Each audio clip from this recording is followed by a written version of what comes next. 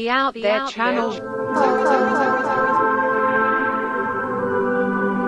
Please sub and share.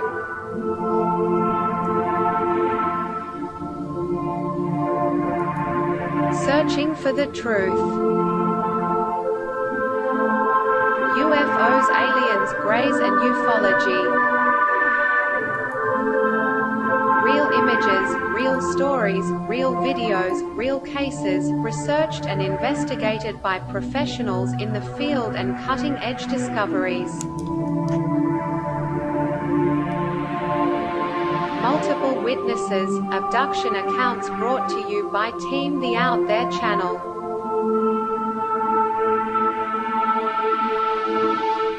Good to be back.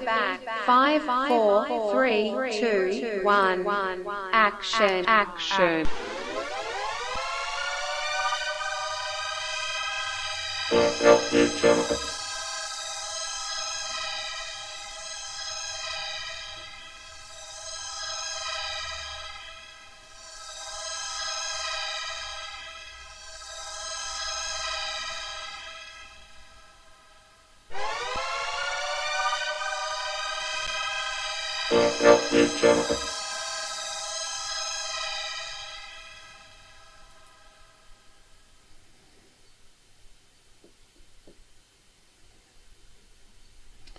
Hey, let's see how this goes.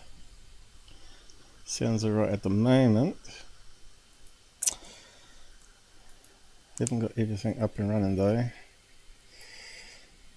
I hope everyone's been good. I've been rotten myself. Yeah, I would have got on earlier, but you know, I was just sitting calmly listening to some music and sipping on some homemade fruit juice to ease off the stomach again. But I feel good now. I feel better than I was yesterday. Man, I felt like a truck hit me yesterday. But yeah. Of course, had a few fights on yesterday, which I could have done without. So I'll cover some of that today.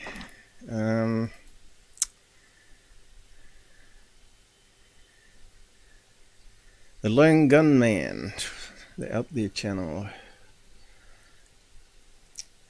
We got a lot of tabs. Haven't sorted them though. But yeah, it's always good to do recaps and look at new footage. What's happened here? Oh no, that's right. Cool. That's an old episode of mine that we'll have re-look at, which had me chuckling. I know Mike likes me, laughs at me laughing. Yeah, I'm not sure who's out there. I got to also open up the folders, haven't I? Yeah. I'll just post up this here.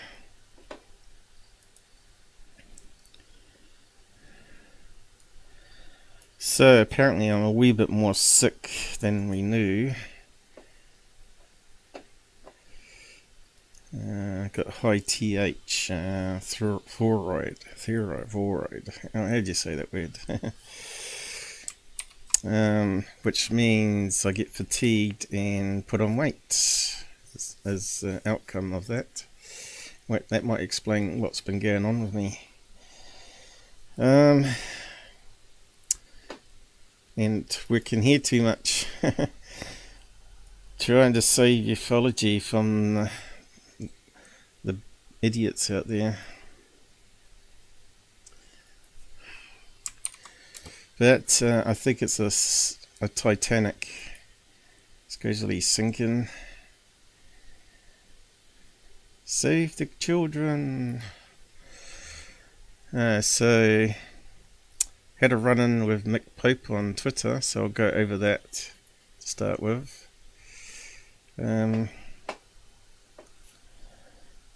That's done with that now.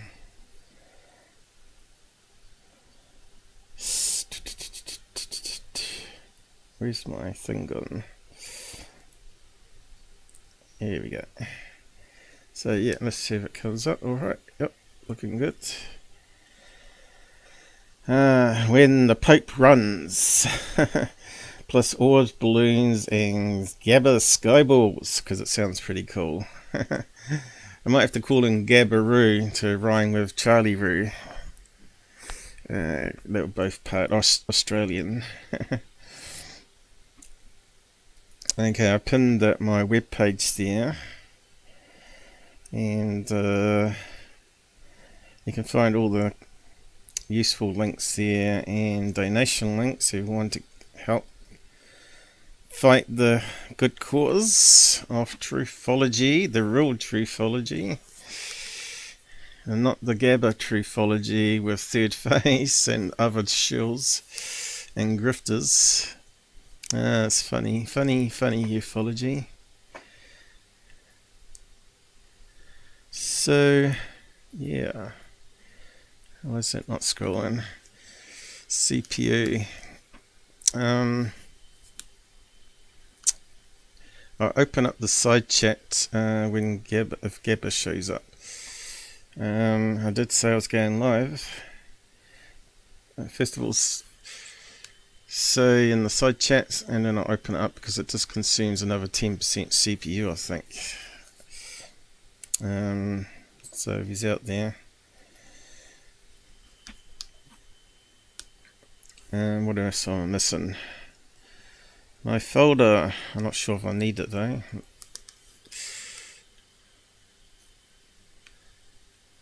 Where's it gone?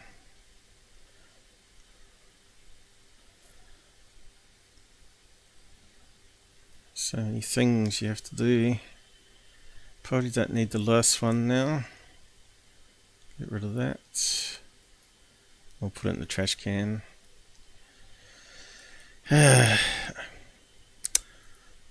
So I was mucking around with the Google API to translate stuff by using some script, and you had to get a key to use it,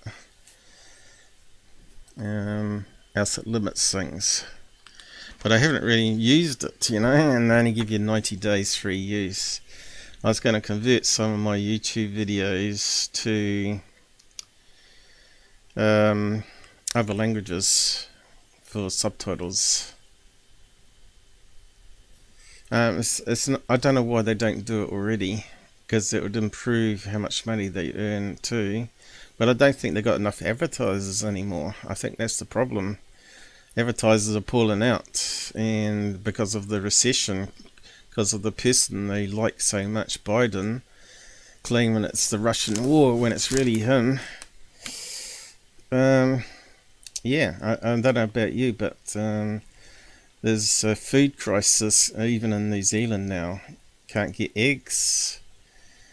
Meat's getting a bit more scarce, especially steak, because there's all this climate gate stuff. The world's gone bonkers. And I thought it was only ufology, but no. It's a whole damn shebang. I'll just minimize that. So let's start off then.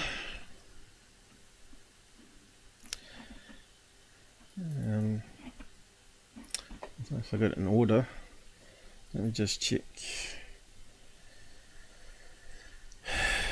Okay, that's part of the stuff I was going to look at. Talking about Mirages again. Alright, so I put up those little shorts with Nick Pope from that TV show, claiming to be a UFO researcher. Now, everything I've seen of Nick Pope has been totally wrong or disinformation. I can't think of anything that he's added to ufology whatsoever. Remember, I debunked, and other people did, the secure team cigar UFO with a beam of light coming down. Well, Nick Pope was on a TV show claiming that no one had debunked that, and a couple of months before, me and many others had already sussed it out that it was not in France, because security team said it was in France. It was actually in China, and it was a search helicopter at a live event of some kind. And on long exposure, it makes it look like a cigar. Just simple analysis, you could see it wasn't an even, nice shaped cylinder. So yeah, so Robert Farmer sent me this from the Cone 9 report. Is it declassified? Is that how you say that? If he's out there, he probably will type in the side chat anyway. So, truth on Nick Pope. So, 2 parts. Secretary duties. The MOD, they did investigate UFOs. So, how can he claim that he investigated UFOs? So, let's just go through it. So, I think this is the one Robert sent us first. Yeah. So let's zoom in and have a read of it. If anyone wants to come in the side chat, let me know and I'll put it up. Here we go. Now, Nick Pope's response to this on Twitter was that it was a forged document. So I listened to what he had to say. And it is a wee bit suspect, I must admit. Unless it's a template they had printed out and they just fill in the person's name and pencil in the person's name and date. Because really that should be typed. Okay. So as you know, I always in the middle. If someone can bring new information, then that's good. But all this rest of it looks like that it has been on an official document. This stuff on writing makes it a wee bit suspect to me. But Robert said it comes from a credible source. So yeah, I haven't done any analysis on it to see if it looks a bit suspect under filters, but I don't really care because there are other documents out that we'll go over which say roughly the same thing. Okay, looks like my browser is grabbing the zoom in again. No matter what I try and do, I can't beat that problem. It didn't used to exist until updated the browsers. Let's just reset it, and that normally means it should be reset. Sometimes it doesn't always work. Alright, so let's go back to it. Let's zoom in. You can see it's fighting my mouse control. Damn stupid Google. Well, Chromium or whatever. There should be an option in the browser to turn off what mouse functions you don't want. Thank you for your letter on 24th of August and September, which includes you asked various questions about the role of Mr. Pope when he worked in SEC. What is it? AS2. Mr. Pope was employed as a executive officer, so the head of all secretaries in Secretariat Air Staff. 2. His post was designated Sec AS 2A. I suppose that's better than 2B. The main duties of the post concern non-operation RAF activities overseas and diplomatic clearance policy for military flights abroad. A small percentage of time is spent dealing with reports from the public about alleged UFO sightings and Associated Public Correspondence. The Military of Defense has not investigated a case of alien abduction, crop circles, and formations or animal mutilations. Now, I've heard that before, and when Nick Pope was blabbing on about that he was investigating UFOs, well, that's a clear statement there, that the MAD is only concerned about stuff in the sky that is probably dangerous to the air above. You know, commercial flights and all that sort of stuff, and defence of UK. So what does that mean? Even that one there says that Nick Pope was the head secretary and clerk. Main duties were non-operational RAF activities overseas and diplomatic clearance policy for military flights abroad. So a small percentage, I think I've heard it was 20%. I don't think they would have had a huge budget like America has. Probably not even $22 million like ATIP claimed to have got, was it? And to fund someone investigating UFOs like a MUFON investigator would. Of course, they have to do it out of their own pocket, as you know. It's only the HQ of MUFON that actually is on the payroll. All the workers get nothing. They might get free entry to conferences, I guess, if you're a senior investigator. And maybe the odd mil, but you probably have to pay for that yourself as well. I have to ask Earl about that. I think he has to pay his accommodation and food as well. So, yeah. So, does that sound like a UFO researcher there? Now, Nick Pope was saying that he's been verified, and he sent me links to have a look at, so I think that's in the next one, or it could be under all this. And you can see what's happened here. Run! UK's finest UFO searcher, run. Blocked. This is what happens when they don't want to debate or prove beyond doubt of their statements.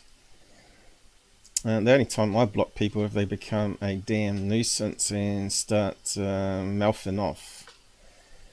But I'm willing to always debate and always look at new evidence, because I do change my opinion on things. So let's see. I'll go through this one here. So to read what Nick said, it makes it a bit harder now.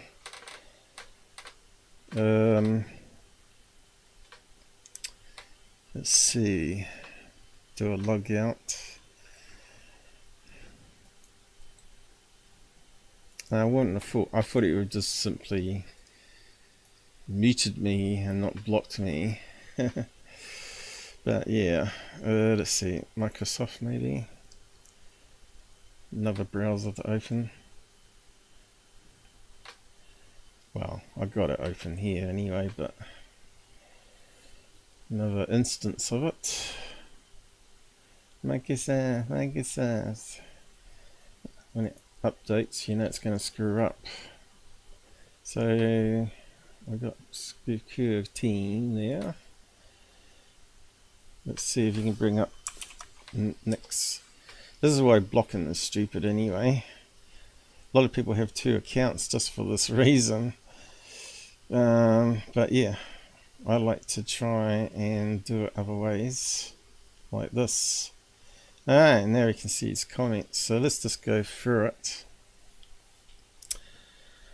There are a few forged doctorate or out of context letters circulating in the blogosphere. But the fact that I investigated UFOs for the UK Ministry of Defence was confirmed years ago. 6 questions down at the link on the official UK Parliament website.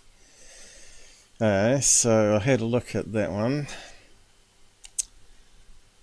and it's got some guy that he claims was in the military, is a lord, and from what I did a Google search on, a Labour MP. House of Commons. Okay. So we're meant to believe politicians, of course. So does it actually give a rundown of this guy, Mr. Tu Hing? I don't know. Tu Hig? Tu Hig. Tu Hig or Tu not? Yeah, so where does it break down? Doesn't, does it? Grievance procedures.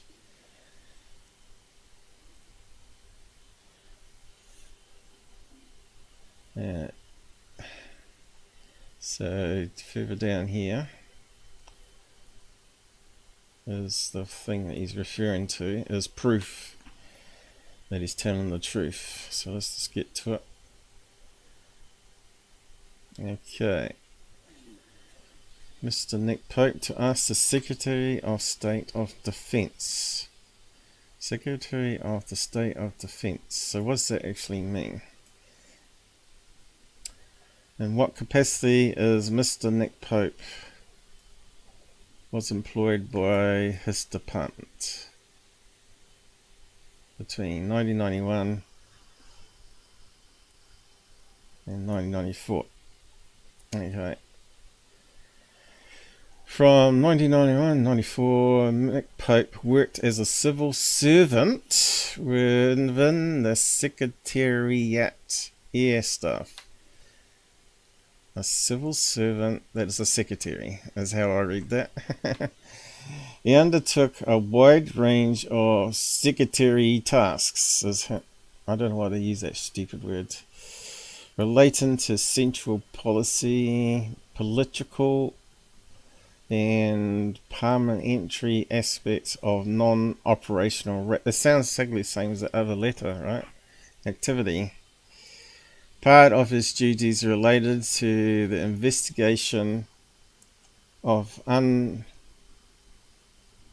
unidentified aerial phenomena, not UFOs, I've changed the word there, reported to the department to see if they had any defense significance. So we already read on the other document that people phoned up, he logged it, UFO report, he logged it, filed it, then forwarded it on to people if they thought it was a significance. So really it hasn't, it's only just verified the other document in that respect, hasn't it? It's not contradicted what the other report said. Apart from they added on the end that MOD do not research UFOs.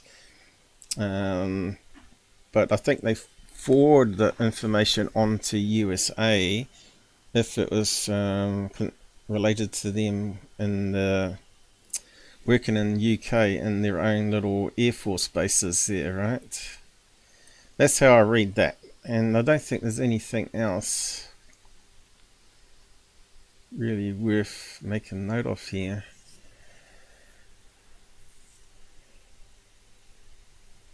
Anyway, more of this is actually listed on the Black Vault, the official, I don't know, documents, what they call it, puppet meeting reports, and it's all filed away what was said. So we'll get to that. House of Commons.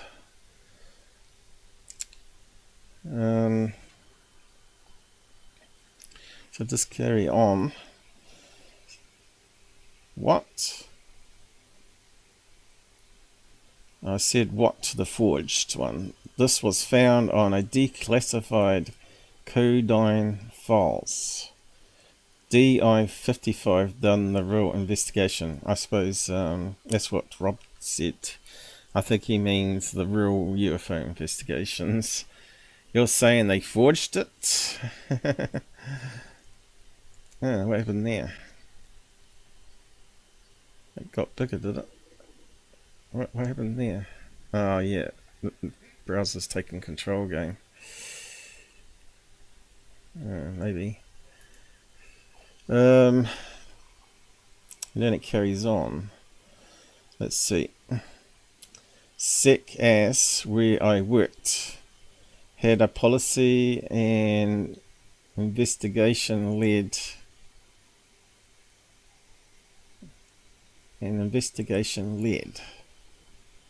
So what he's trying to say here, by logging and recording people phoning up with UFO reports, that constitutes UFO investigation.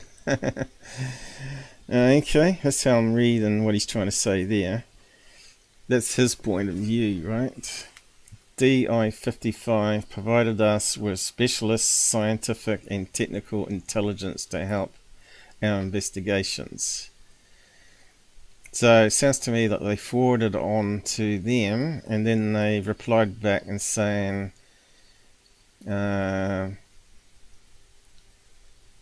what the answer was. They did investigations, as Robert had said. All this clearly set out in numerous declassified MOD UFO files, many of which I wrote. Huh? So he wrote the files. Shouldn't it be written by someone that's not part of Nick Pope's team? He wrote it for the boss, who just reads it out. Isn't that how it works? Yeah, so all he needs to do is step through the process of what he actually did on his job, right?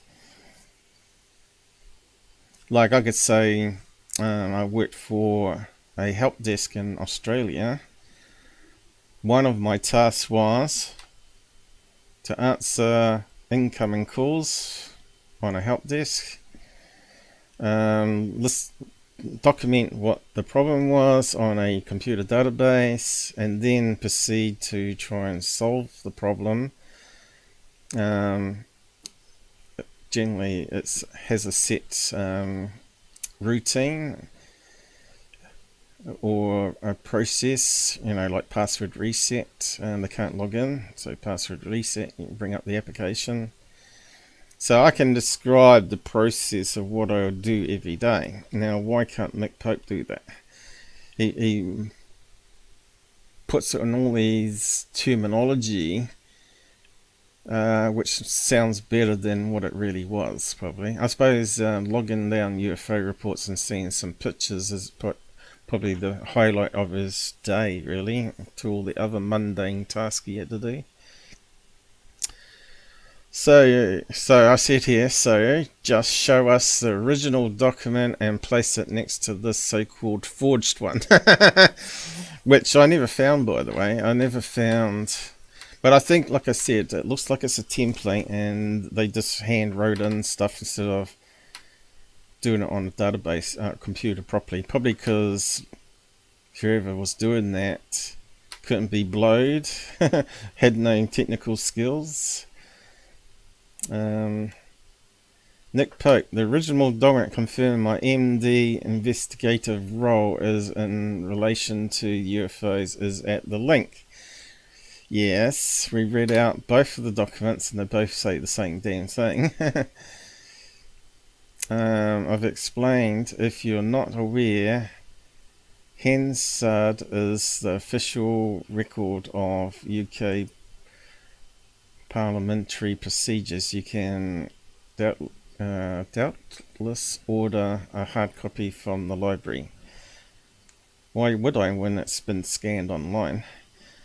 So again, it relates to that. So yeah, show us a photo of you investigating for MOD. Must be one can share out of out in the field, declassified. So if it's a service desk, you ain't going to go outside anywhere to even look up in the sky for a UFO, let alone go out in the field with EMF meters and document things. But if he did that, then that would be classified as UFO research, wouldn't it? So someone would have been with him to take photographs, because I doubt if he can operate a camera himself. I've never seen any of him doing sky watching or anything real in ufology apart from talking on news channels, a load of garbage. Or TV shows and saying stupid things. So yeah. So we got there with his comments. I think that there was some more, but where they disappeared to.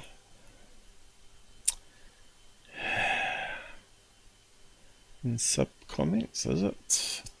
Let me just see. Where's all the other comments? Is it on that one? Let's have a look.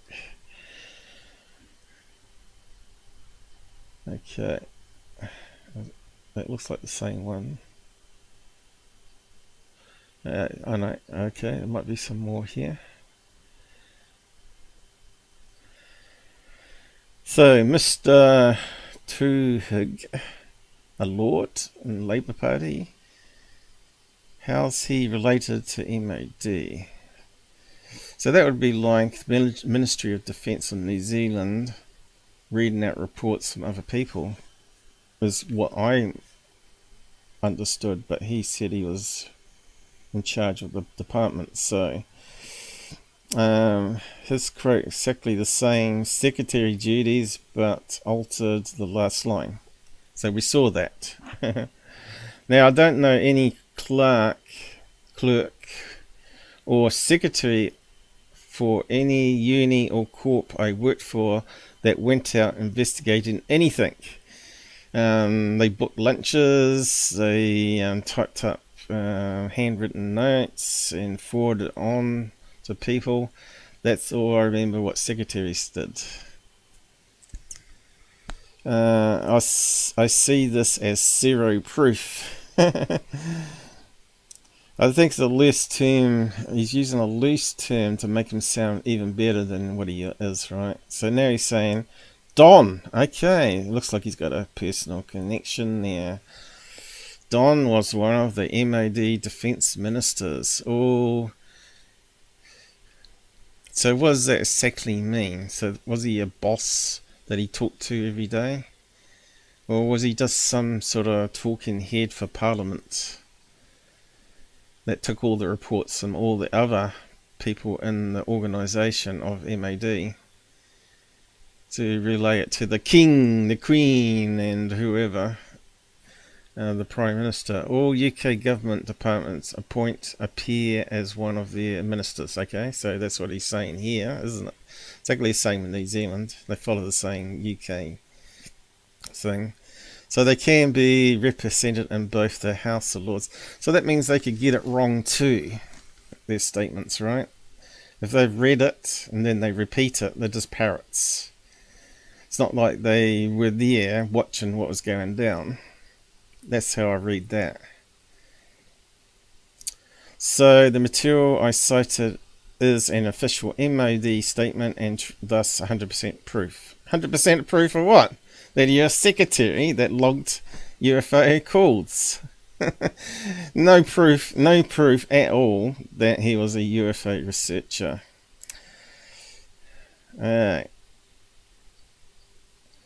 Jesus, I've probably done more UFO research just by video analysis in 8 years than he did in his whole life, you know. What's up with Nick Pope? So there's a big discussion on Reddit about him, which is kind of a laugh actually. Might just put it up. Let's see if it opens up.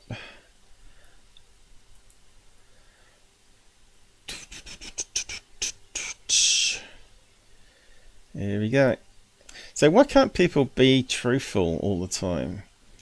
Why can't you just say that you're a secretary on a service desk My role was logging calls of UFOs, phoning up a few people, forwarding it on to DI, waiting for their response, and then phoning up people to go out and take a snapshot of this and this so we can include it in the report or whatever, because he didn't go out.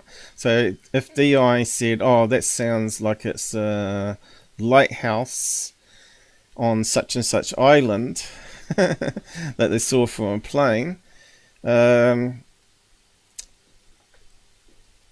called up the person and, ask them this and this and this, and send out a photographer to and take a snapshot for the report, blah blah blah. I just can see what was going down myself in the head, right? So what's up, Nick Pope? Everyone's picking on me. Well, if you don't tell the truth, you're going to get picked on. Nick Pope is a dude who supposedly had a part in running the British. So you can see how the story keeps getting embellished and expanding outwards. So now he's running the British Ministry of Defence UFO program. Oh, that sounds really important. And yet he is seemingly much less informed and less knowledgeable than Elizondo. That's just hilarious. Nick Pope routinely does these wacky history shows. Bingo. Appears on television talking about the subject with his deer in headlights look all the time. The only thing I'm yet to hear that is interesting from him is that he saw the original Calvine UFO picture. I think so have we now, haven't we? Oh, maybe we've seen a scan of it, not the actual photo. How is he even able to speak about the supposed UFO office? He was a part of the MOD. It's not like the Ministry of Defence is a small thing too. Why doesn't he have any important info to share? Has anyone actually confirmed he worked there? Yeah, Mick Pope has. Oh no. Oh, we can get rid of that. Oh, that's good. Oh, I got tears in my eyes just reading that. He was basically a secretary. Bingo! He answered the phone and filled reports. Yay! Someone that agrees with me. He did know. It means no, as N-O. Filled investigations. By my account, it wasn't even a serious department. Yeah, it's just talk to Parliament figureheads. They just took phone calls to make people feel better. Yeah, don't worry, the aliens are not going to abduct you. Go back to sleep. Yeah, I've heard rumours he was merely a T-boy for the MOD.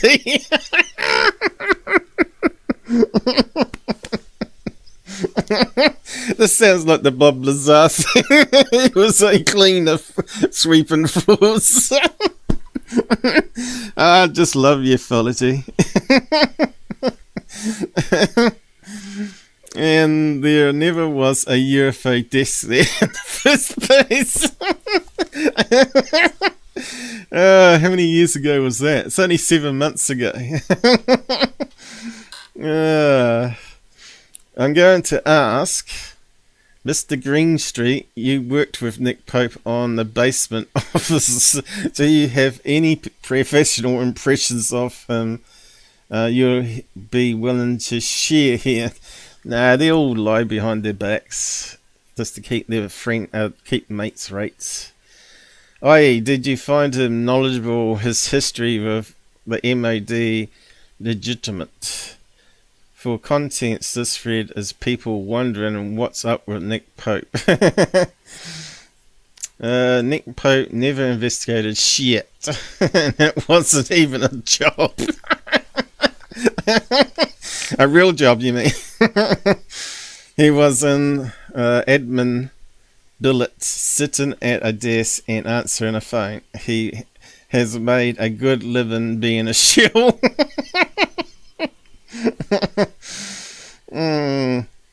Admins always know more than you think. Yeah, they overhear things. This is true in offices worldwide, yeah. He heard things, but he can't repeat it. Yeah. Oh, I'm killing myself going through this. Pope was indeed investigating UFOs. We get it. You do not like people who do not say what they like to hear, like Pope and West, and love creating threads to insult them. This is an uninformed Brit. How do you know he was? That was confirmed by Freedom of Information that links to his job description and hand. Oh, right. That sounds like a Nick Pope deleted account. I reckon that was Nick Pope with a troll account. Come on. Information regarding Nick Pope, former duties and job description within the MOD. Okay, we got all the same links coming up that Nick shared. Oh yeah, is that another the same count? A same count? Yeah, it's the same account that got deleted. Alright, so let's just go down. Mr. Nick Pope, Norman Baker to ask the secretary. Yep, same thing.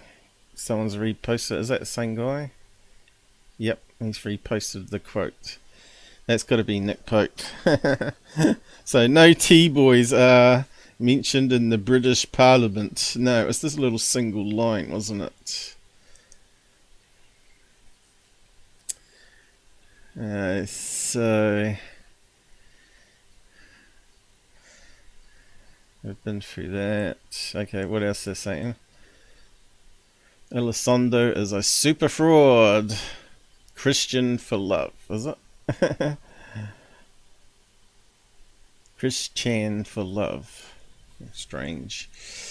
Oh yeah, let's just keep going. The government is fully capable of hiring a opportunist con man. He means a disinformation agent. Nothing you linked gives any credibility to the woo he spews. I like Nick Pope. He seems to always have the mentality of, I'm not sure I believe the person's story, but they believe it happened to them, so let's hear them out. Nick Pope was probably quite knowledgeable. Yeah, give us a example then. When he first came, like 20 years ago. Oh, 20 years ago, they didn't know anything, I guess, because it's meant to be top secret, right? Okay. Cue the slew of disinformation comments propagating the idea that he was only a junior staffer that had no responsibilities. No, he was the head of secretaries. That's really important. You can delegate others to make the cup of tea. Nick Pope was relatively junior when he was entrusted with maintaining the UFO desk for MOD, but he was made executive officer of the secretaries. Let's keep on going. Nick Pope has never suggested that he knows more than what he's saying. Oh dear. In fact, he's been pretty clear about his work in British government, and has he? He hasn't been clear at all. And where he gets his info. Don't view Nick as a source of disclosure. Another troll account or some gullible twat. Nick Pope has been earning money from UFO UAP phenomenon for years now. He appears in any TV show, bingo, that's willing to have him spout the same old tired lines. Yep, that's right. He was a very junior minister in charge of a broom cupboard and probably elbowed sideways in to keep him busy while the adults got on with the work. That's just hilarious. He doesn't know anything. When he first did a press, he was very much like UFOs are explainable and don't exist guy, and that changed over the years. There's nothing that couldn't be gathered by anyone from a Google search. Yeah. They put him on stuff because he's a fancy accent. If you listen to the words that came out of his mouth, you see he is very, very stupid. That's hilarious. Yeah, it's not me that's saying this. It's the public view of him out there, right? And it's not that old. I believe the MOD was just collecting reports with little serious investigation. So there you go. That's funny.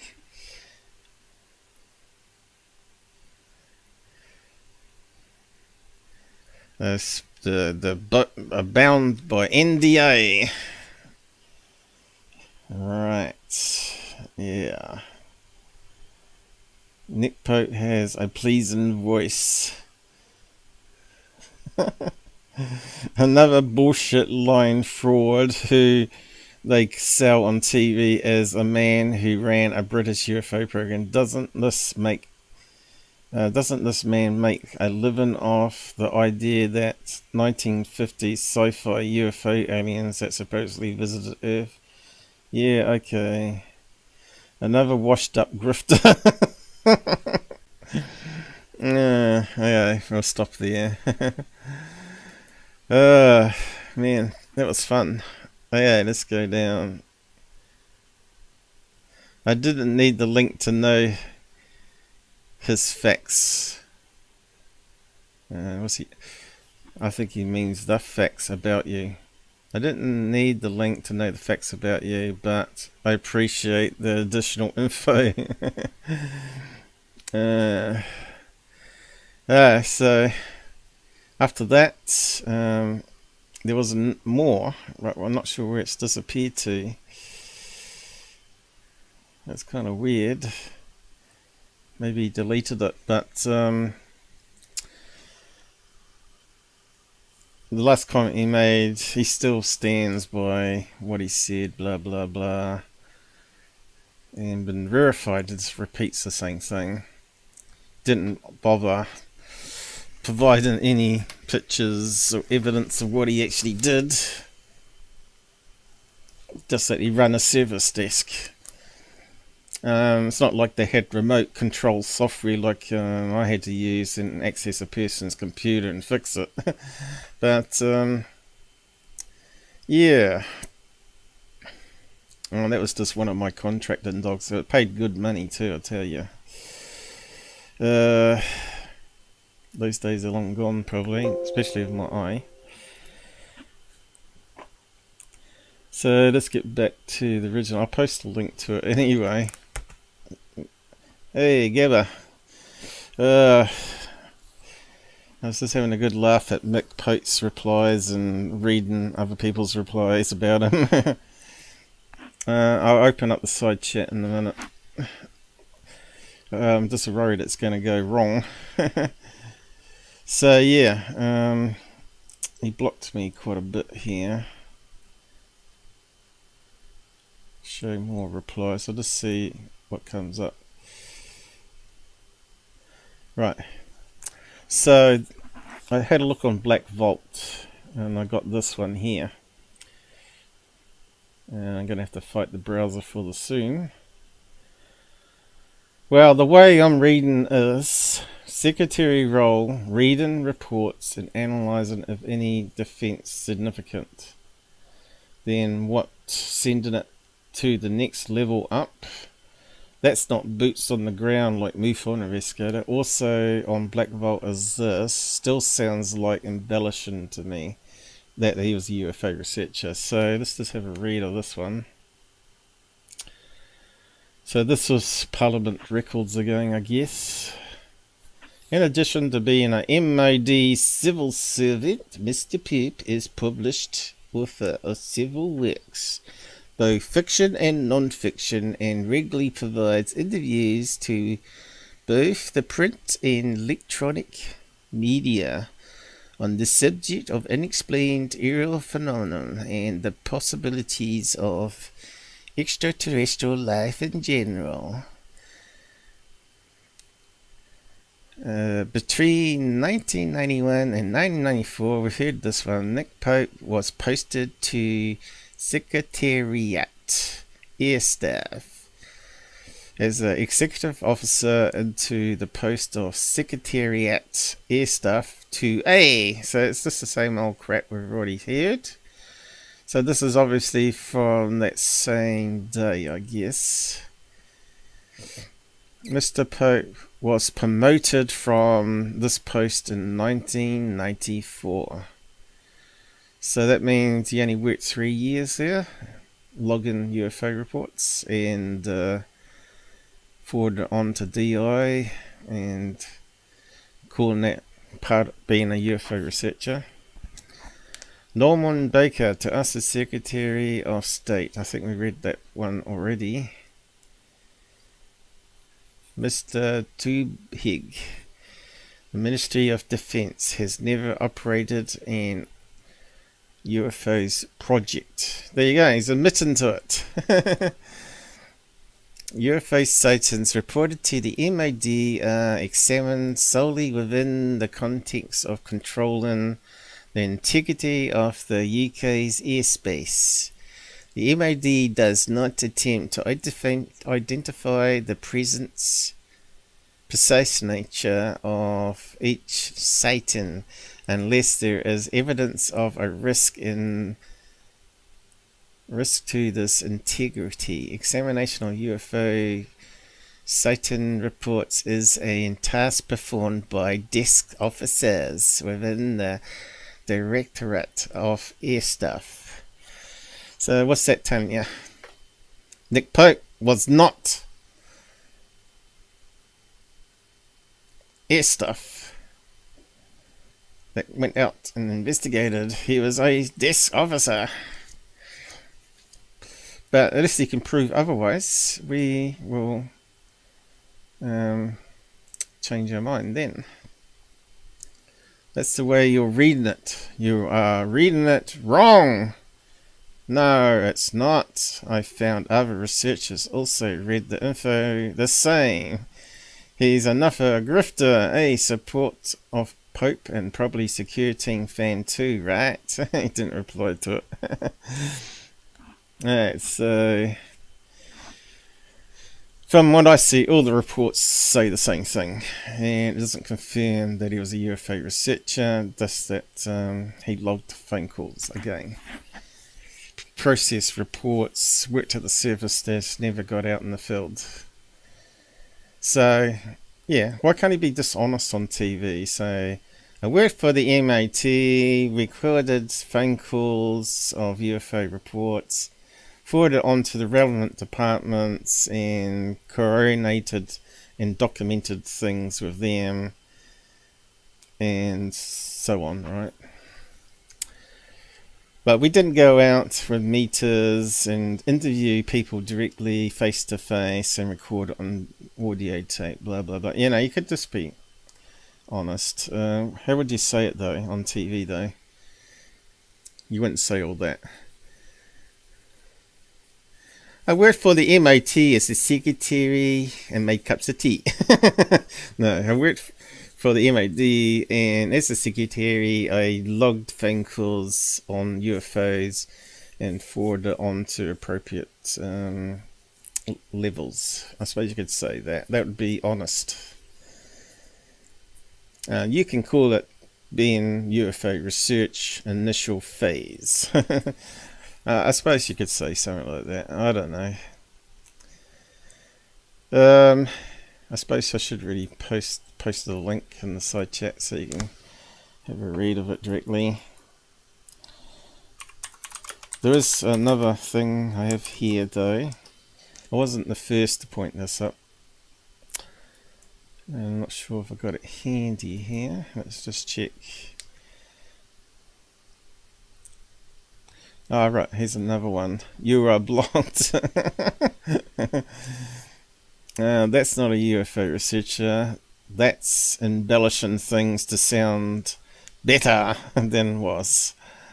Or I asked for proof and run down what he researched, and I got blocked. Remember, Pope was on UFO doco claiming a heli with a searchlight long exposure was UFO, and no one knew what it was. So Phil Mantle is not a Nick Pope fan anymore. It's good on you, I said. What he said here: Nick Pope wrote the foreword for my book without consent. I have since removed it. Alright? So he doesn't want to give him a percentage of his books because now he doesn't believe the bullshit that comes out of his mouth. And Steve Cameron replied saying that he talked to him. Phil Mantel. But I said here I had some issues with Phil Mantel, namely promoting shill vid analysis Jason Gleaves, writing books with him. But I think our overall Phil means good and has exposed some stuff with evidence, like the alien autopsy, right? And I got another clip here saying exactly. Thank you, Kevin, which I'll have a look at his report in a minute. Kevin Randle.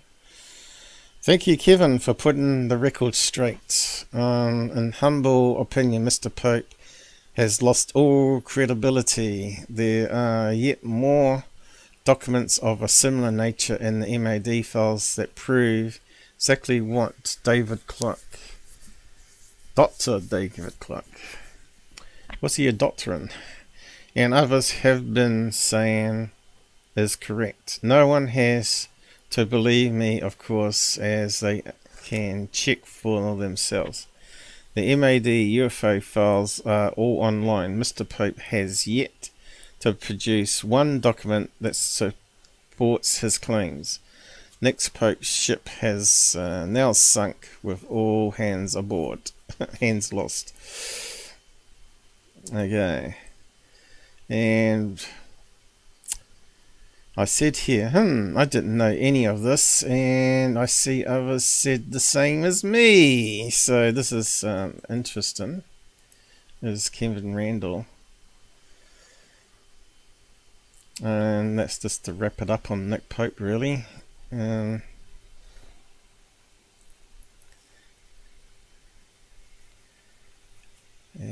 I guess it's at the end here. A different perspective, using it on fair use here. Nick Pope revisited. Unfortunately, it's a horrible font here.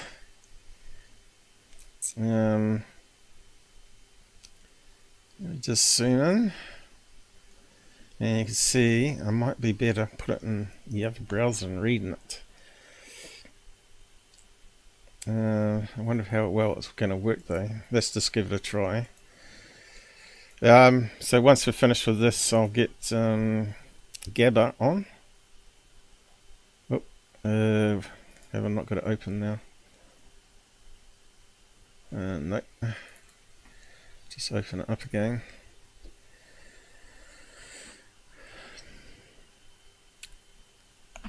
And we get on to Gabber's sightings and going over other people's sightings that are similar. And compare it to his and all that. Alright. Okay, let's see how this will go. It won't take long to read it. I don't think. Let's see, can we do it with that? All that. Which one is which? That opens it into a book type mode, gets rid of all the ads, I think. Okay, we give it a try. Read aloud. Nick Pope Revisited. Yep. Let's start again. I was a little disturbed about the allegations slung at Nick Pope by Dr. David Clark recently, and that Nick Pope had not had the opportunity to respond to them. I also want to point out that I have no dog in this fight and was looking for a little fairness in all this. I expected some pushback, but, in this world today, who wouldn't expect some pushback? I have now heard from a number of others about all this. First, I suppose, is to answer the question of why Dr. David Clark would bring this up now, if the issue had been settled decades earlier. According to what he told me, the simple answer is that he didn't. He was responding to a question asked by Martin Willis during Willis's podcast. Martin Willis, you caused the problem. Nick Redfern, photo copyright by Kevin Randle. Oh yeah, there's a picture there, I think. Yep. There's a lot of spaces there. Second, all those who emailed me seem to object Blue to my Chicken. use of the term allegations against Nick Pope. All who emailed me said that there had been no allegations, just statement of facts. What's it coming One up? of those facts, an important one, had to do with Nick Pope's duty at the MOD and whether or not he, Nick Pope, had conducted official UFO investigations. While serving in the MOD, Nick Pope had other duties and devoted only 20% of his salary to dealing with UFOs. In other words, the majority of his time went to other things. His UFO duties involved taking down the initial information about a UFO sighting and then passing it on to another organization. To That's quote what I Nick said. Redfern, and now you know why I kept saying Nick Pope. Back in 1994, Nick Pope told Nick Redfern, there is no specific UFO budget, except the staff costs, i.e. around 20% of my salary, together with a tiny percent of some other salaries, reflecting my line management's supervisory role. There we go. For those interested, here is a link to an article in Nick Redfern published a number of years ago that dealt with some of this. https://mysteriousuniverse.org/2018/u-k-government-ufo-research- Carry on. Next paragraph. That, of course, does not rule out Nick Pope having investigated UFO sightings. It suggests that there wasn't much of a budget for any investigation. It could be said that the initial intake of information over the telephone is part of an investigation, though certainly not the most important aspect of it. However, there is additional information that is relevant to the discussion. So it sounds to me like Kevin Randle David Clark noted in communication is with being me, nice here, SEC, saying that- AS, Secretariat Air Staff, Let's see where if I Nick pause worked. it. Seems to me like Kevin Randle's trying to smooth things over or be a nice guy here, saying that initially recording the UFO report on a service desk as part of the UFO being a UFO investigator. Yeah, I don't really agree. That means anyone could become a UFO investigator because someone told them what they saw in the sky and they wrote it down. So then they can claim to be a UFO investigator. That's not investigating UFOs. And then forward it on to, type it into MUFON database, forward it on to someone. Because that's essentially what Nick Pope was doing, by the sounds of it. Unless he can prove otherwise. And instead he chose to block me, so... worked 1991 to 1993, was not authorized or funded to investigate UFO reports. Excuse me. That seems to be fairly definitive, but there is more relevant information. According to what David Clark provided, this is set out clearly in the attached policy document from 1997, written by Pope's line manager, that says any follow-up investigations that were required were carried out by the DI-55 intelligence staff and/or the Royal Air Force. Hey, that's what Robert said. In still another document that came from official sources, and of which I now have a copy, it says, Yep, carry on. Come on, Microsoft, you can do it. Mr. Pope at one time served as EO, Band D, in the Secretariat Air Staff, a junior civil servant grade, and left SEC, AS, in 1994, and his knowledge of this issue, other than from publicly available sources, must be regarded as dated. Mr. Pope elected to describe his position as the head of the MOD's UFO project, a term entirely of his own invention, and he has used his experience and information he gathered, frequently going beyond the official remit of his position, to develop a parallel career as a pundit on the topic, including writing several books, some purportedly non-fiction. Mr. Pope constantly puts himself forward in various parts of the media, solicited and unsolicited, as an expert, despite his lack of recent knowledge about the work carried on in the branch concerned, and seeks credit amongst other aficionados for having forced the MOD to reveal its secret files on the subject. The latter is far from the truth.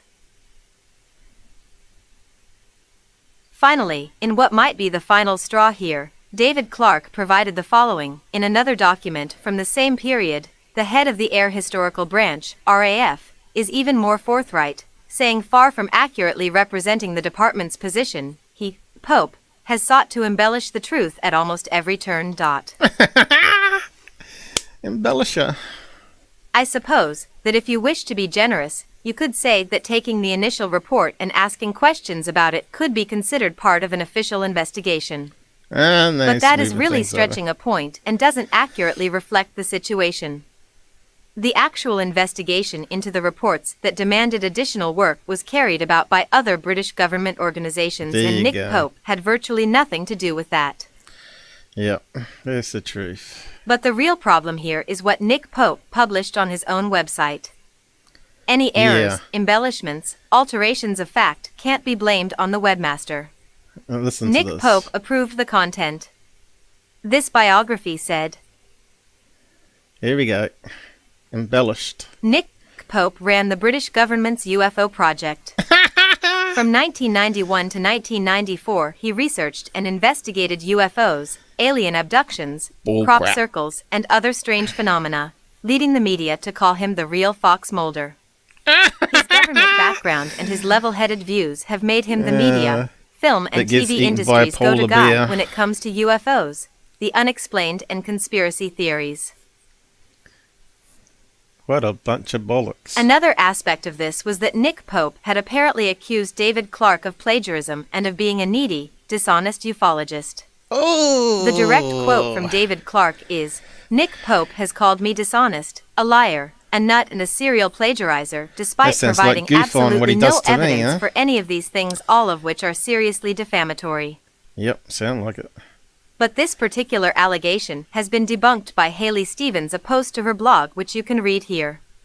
Okay, we've cut out the pictures. https://haleyisagos.co.uk/dishneedy-dishonest-needing-dishonest-Pope's-claims. You damn stupid Microsoft. I mean, you can disagree with someone, but this is unreasonable. There is additional information contained in this post that sheds additional light on the problem. Some of the sources or documents she mentions I have seen and have copies for verification. Philip Mantle, I'm not sure if this is piling on, or if it is relevant information. As noted above, Nick Pope claimed that he had investigated claims of alien abduction, crop circle formations, or animal mutilations as part of his job at the MOD. Philip Mantle supplied the following information. Just read this from UK documentary producer Matt Quinn. This was posted in the comments section of the Martin Willis podcast. Ooh. Come on. From that You can do reference, Philip. From 1991 to 1994, Mr. Pope worked as a civil servant within Secretariat Air Staff. We know! He undertook a wide range of Secretariat tasks relating to central policy, political and parliamentary aspects of non-operational RAF activity. Part of his duties related to the investigation of unidentified aerial phenomena reported to the department to see if they had any defense significance. This doesn't actually contradict what David Clarke has said, and what has been common knowledge for a very long time. It also completely fails to support in any way Nick Pope's ridiculously aggrandized claims. But in reality, he's a crop circle I can researcher. only paraphrase Come on. Martha and the Muffins. The Muppets. Welcome to Muppet Ufology. Underscore from 9 to 5. He had to spend his time at work. His job was very boring as an office clerk. The only thing that helped him pass the time away was knowing he'd be back at Echo Beach someday. Underscore as we're buying UK government publications. When it suits, do a search with the UK's National Archive Service. And I do very much encourage you to do your own legwork. Don't just take my word for it. I can tell you, as a media professional, that when Open Skies, Closed Minds was published, it was generally received by the press as highly entertaining bollocks, riding a wave that was well in motion at the time. Just a jolly japes-type romp through an over-egged fantasy world. Good copy, bit of a laugh. But Nick Pope always had more in common with Dilbert than Mulder. Oh, man. The woman who got Nick so Pope's job after him is called Carrie Philpott, and is on record stating there was no strange phenomena section at the mod, and that whilst Nick had been an EO junior management grade administrator, just as she now was, she wrote, "Neither he nor indeed am I the head of any UFO section." He's a bullshitter. There is a chap called James Easton, who is fairly well known here in Scotland as something of a ufologist. Oh no, not the Scottish. Way back in 1999, he wrote an open letter to the mod, which posed many questions about Nick's duties and the mod's locus in relation to various Fortean phenomena. Nick's in trouble now. The response he got was, the main duties of the post concern non-operational RAF activities overseas and diplomatic clearance policy for military flights abroad.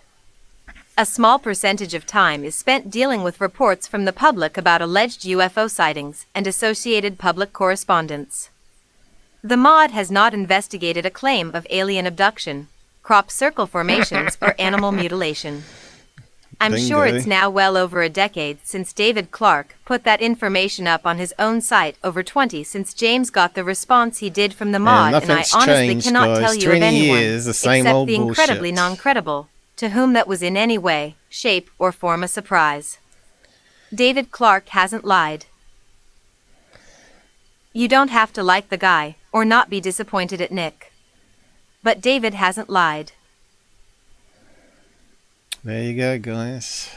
This, then, is the other side of the coin. I provided Nick Pope with a platform for his comments, and it is only fair that I supply the others with a similar courtesy. I'm inclined to say that the reader should take his or her own view of the material and decide what to believe. However, that is a somewhat weasel-worded claim for me to make. I waded into this swamp because I believed that Nick Pope should be heard, but now, having seen the other side, and although I think of Nick Pope as a friend, and can say the same about Philip Mantle and Nick Redfern, I must come down on their side of the fence. Oh no, you can't be friends with everybody, Kevin. No. What we see here is just another of the nasty fights that erupt in this field. Nasty fights, infighting in ufology. No, we're just pointing out incorrect information and damn liars. That's all. It's really obvious what we're doing. It's not infighting. I was quite willing to listen to him if you can prove otherwise. Anyway, there you go. I'll post a link to that whole report. You can read the clips there. Kevin, I'll just post it there. Okay, so we can get on to the other stuff now. We're done with Nick Pope. And if I see him on Ancient Aliens, because I don't even watch it, it'll be a miracle. I certainly won't listen to anything he has to say that he claims to know, because I know he doesn't know anything. Did I post that one? I'll post that one too. That was the initial thing that I did. That Nick replied to. It's his own fault for replying to me. He obviously thought I was some sort of dumb YouTuber. These people don't know anything about real investigators.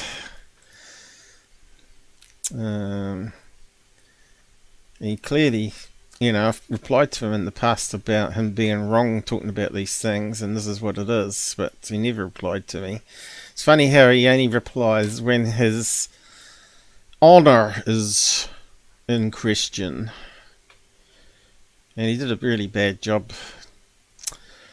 But I haven't listened to Mantel about Nick here from Stephen.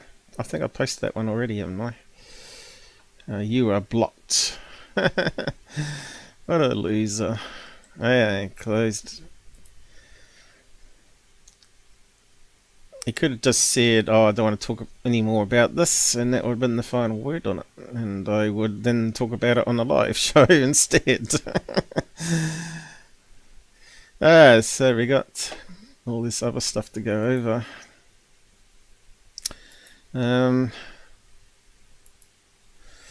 Yeah, what's this one? I think I come across it and I thought, I'll just keep look at that one. Invisibility cloak uses mirages to make objects vanish. So we talked about mirages before, but I've never heard it being used to hide stuff. So let's see what they're saying here. Researchers from the University of Dallas have hijacked one of nature's most intriguing phenomenon, the mirage, to make an invisible cloak. It can hide objects from you, works best underwater, and even has a near instant on-off switch. Interesting.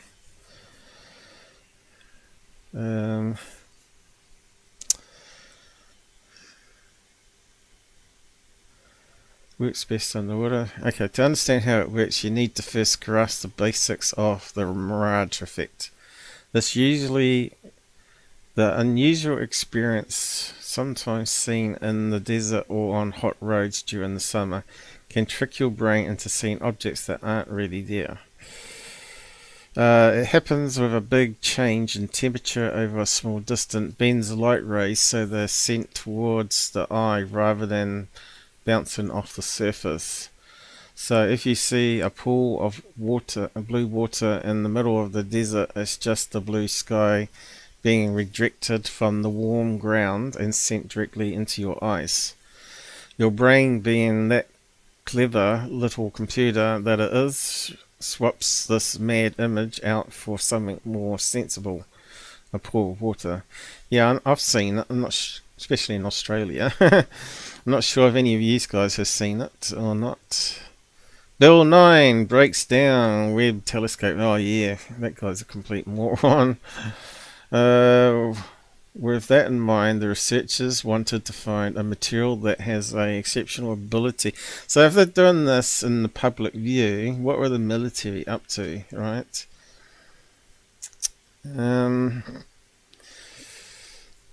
How many UFO sightings saw a UFO that sort of blinked out and looked like a blur or something? Well, this might be the same sort of technology we're talking about. Has the exceptional ability to conduct heat and quickly transfer it to the surrounding areas to mimic the light, distorting temperature gradients of the desert. The material that found, so that sounds like a meta material, was sheets of carbon nanotubes. Well, that's a meta material, isn't it?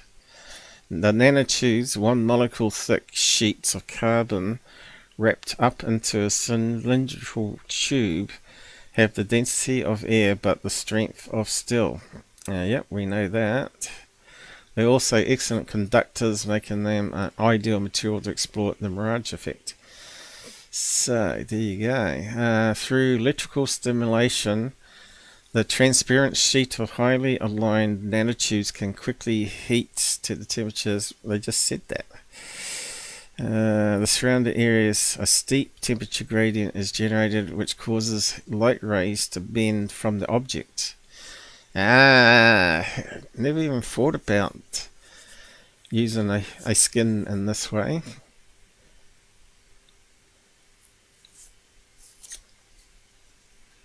But as we looked at the skin of the craft last time,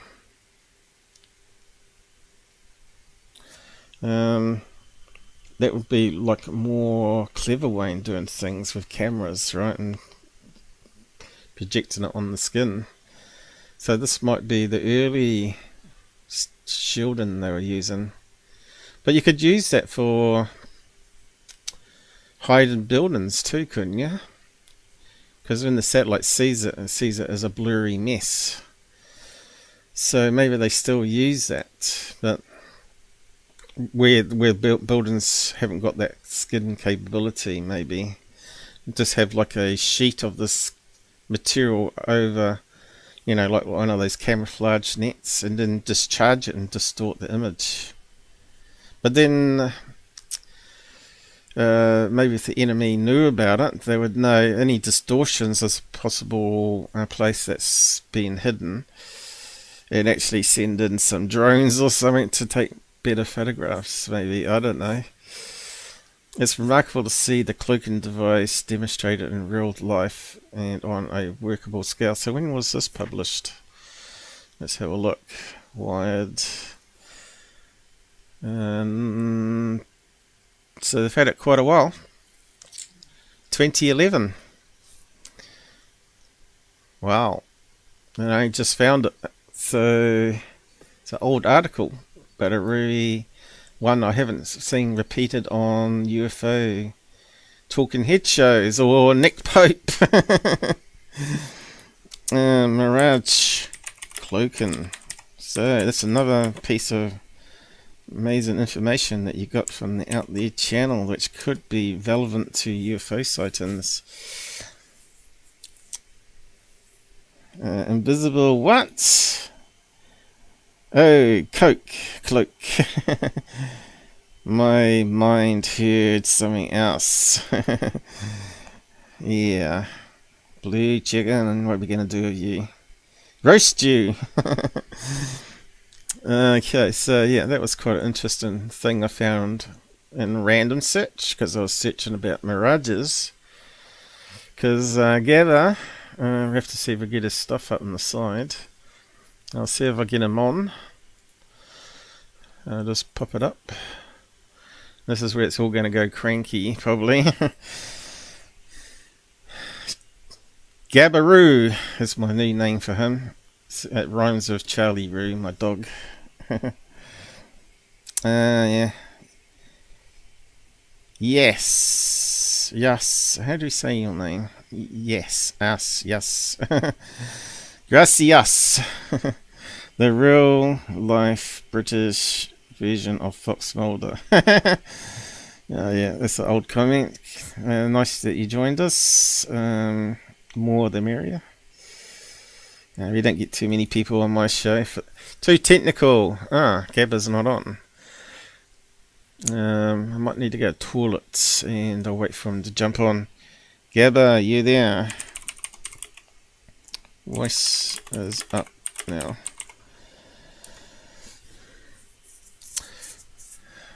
So yeah, talking about the CPU, I've actually got it on not turbo anymore. I've got this thing in the way. Let me see. Just get that outside.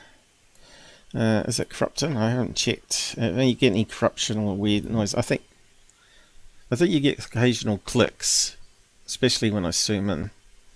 But it looks like it's working good. You can see there the core is still dropping though. And it doesn't matter what I set it to. That's what I found out. In fact, they don't even do updates for it anymore because it's an old brand. 4 years, and they don't have the drivers on the website anymore. So I got it on mixer and cool at the moment. So the cores shouldn't be getting too hot, but it is a hot day today. And I got the setting on comfort. So I found out, I better put it on the screen so you can see. So I got it mix and cool, and I used to have it on turbo all the time. So turbo basically means it should have a little ledger really. Just to get rid of that echo. I was just checking the audio. That sounds good to me. Okay, so turbo means that you can overclock it. Unfortunately, on this particular CPU, turbo does nothing. So I'm not even sure what it was doing in all that time. But yeah, it allows you to overclock it and change parameters in the BIOS that way, I guess. And you can see it hasn't done anything. Now we got sport. That means to boost the CPU and the GPU. And I thought, well, this GPU doesn't really go over 40% so far, so really I don't need sport. So I'll just drop it to, what's that one say? Comfort. The out there channel is on comfort, Southern Comfort. Yeah, I haven't had that for a while actually, but I have got some bottles of it. It goes good with LNP, if you know what LNP is in New Zealand. You can mix Southern Comfort with LNP and it tastes quite nice. Comfort means just boost the CPU. So the CPU comes in a base speed of 2.2 gigahertz. And if you put it on comfort, it boosts it up to 4 gigahertz, doubles it basically. So I thought, well, that's the one we want, and the GPU can be left alone. And I think it's running smoother. Maybe it's my imagination, I don't know. And the CPU is actually cooler on boost there on that mode as well. But you can see the GPU really is just a wee bit slightly higher when I use a magnifier, but you know, it doesn't really go above 50%. Hey Gabber, you're here with us. I can't hear you, but I need to go to the toilet. Hello, being muted. Yeah, you sound alright. I think we might have the laptop working as best as we're going to get it. But until I play videos with you on the side at the same time, I won't really know. Oh, closed the wrong thing down. But yeah, I'll just... Oh, you got a super chat. Alright, yeah, sometimes You it got a comes $5 up. super chat. You need to like pay attention to the chat. You're gonna get super chats, and people are gonna be like, I did a super chat 10 minutes ago, and he didn't call it. No, it should come up here. It should automatically alert You got us. nothing automatically. Yeah, it normally works. Maybe it's just a bit slow. I have to check into that. Yep, thanks for your money anyway. Yes, I was trying to get my other screen working. I didn't see it come up. I just click on it. Now I've got the screen up. Let's see what happens. Yeah. Doesn't like the emanations things, but looks of it. It's got the money there, but it hasn't got the keep it up. It's got a Y there instead. So that's oh, I thought that was a sound effect. Oh, here we go. How long was it? How long did Yash that donated take? $5 through Super Chat. There you go. I got that better. And it even tells you, it reads it out. You know, that's what's meant to happen. But yeah, why is it so slow? I don't know. That took like 5 minutes. That was like a 5-minute delay. Oh, at least it reads it out, even if it's delayed. You know, that's meant to happen. There you go. You get a little dancer name in, and you get your name in the highlight there until it scrolls off. Thanks for supporting the channel. And we get a better computer sometime in the middle of the year. So we've got to talk about Mirages there and seeing planes. Now we're into this one here. But like I said, I think I need to spend a minute. But yeah, we need to get your stuff up as well. So yeah, like I said, not had time to prepare it because I was too busy going over Mick West stuff. I only uploaded it this morning. It's got like I got 5 various views. things here. I put it up like 2 hours ago. It's only got 5 views.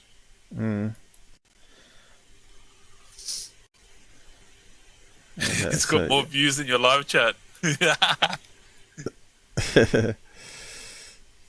Yeah, but if I translate it to Chinese, it'll get like 4,000 views in a week. Yeah, yep.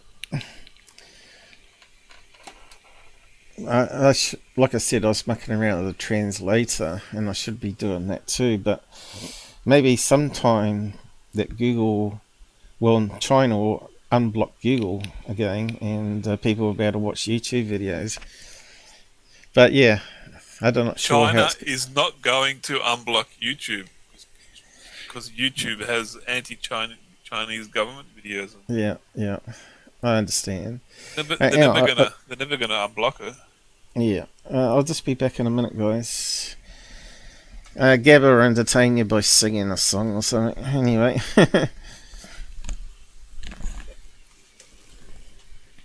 I don't know what song to sing. What song am I supposed to sing?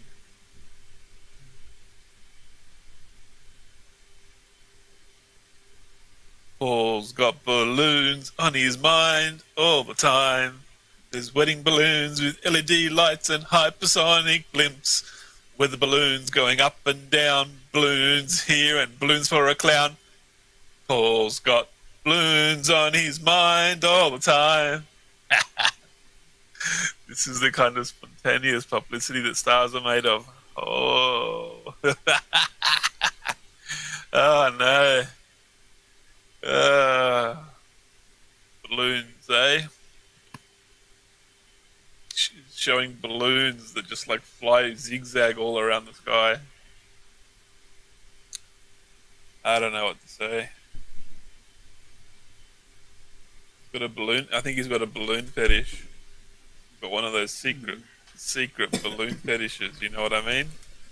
You know how people like hide those BDSM fetishes. I think he's got a secret latex balloon fetish. Like does like freaky stuff with balloons. Pretty sure about it. Yeah, I'm back now. I haven't confirmed it yet, but I got my suspicions. You know what I'm saying? Let's see if I can get Discord up and get your images. We'll go through it. It's running a bit slow. I think it's fighting my mouse again. Gabber Beast. I reckon you should change your name to Gabber. Gabber. So, I was singing a song. I was giving. Yeah, you probably got me secrets. blacklisted on Google for 3 months. I was giving away all your secrets. Yeah. Secrets of what? Your balloon fetish. You got a latex balloon fetish. Tell everybody. Don't be scared. Don't be shy. Tell everyone you got a latex balloon fetish. Yeah. Yeah. So where do we begin? These guys are full on. Maybe I have to go to full screen on this one. It's fighting me for the mouse roller. Come on. So where did it all begin? Hundreds of pages back. Oh no. Oh yeah, keep on going. All this fighting about balloons. Okay. I'm not fighting. I'm just talking logical sense about my observations, and you just keep saying balloon. And I'm just like, show me some evidence of your balloon theory, and you've shown me not one shred of evidence. We'll go over what I said and what you interpreted as. I've gone and looked at 500 pictures of weather balloons. I've gone and looked at videos of balloons. Nothing. God. There's nothing there. Nothing. Like if I found something, I would share it. I would share it and go, "Oh, look, you're right. This kind of looks like what you're talking about." But I found absolutely nothing. Absolutely nothing. It's not like I'm just talking and not researching. I looked at 500 pictures of weather balloons. I was looking at videos of weather balloons. I know you've put a lot of stuff up here. I do get tired. I get emotional when I talk when I haven't slept. I haven't even slept now. I've just done 8 hours of all those orb videos that I filmed on Monday, and I did all the satellite radar app and all the plane radar app, and I managed to do it took me 8 hours just to do the plane radar and satellite app for them all. And it's still going. And I only uploaded one of the videos. So where did this all begin? Started with the clown. He was holding a balloon. Righty. So this is what I have to deal with, guys. I got 1,000 posts from Gabber. My brain can only handle so much, especially when I'm sick. Where are we going? Is that gone back too far now? Or you're repeating something here. Bugs. Is that your cockroach? What's that one? I don't know what you're talking about. I'm looking at your images you've posted here. There's weird images I've taken of the moon that I don't understand.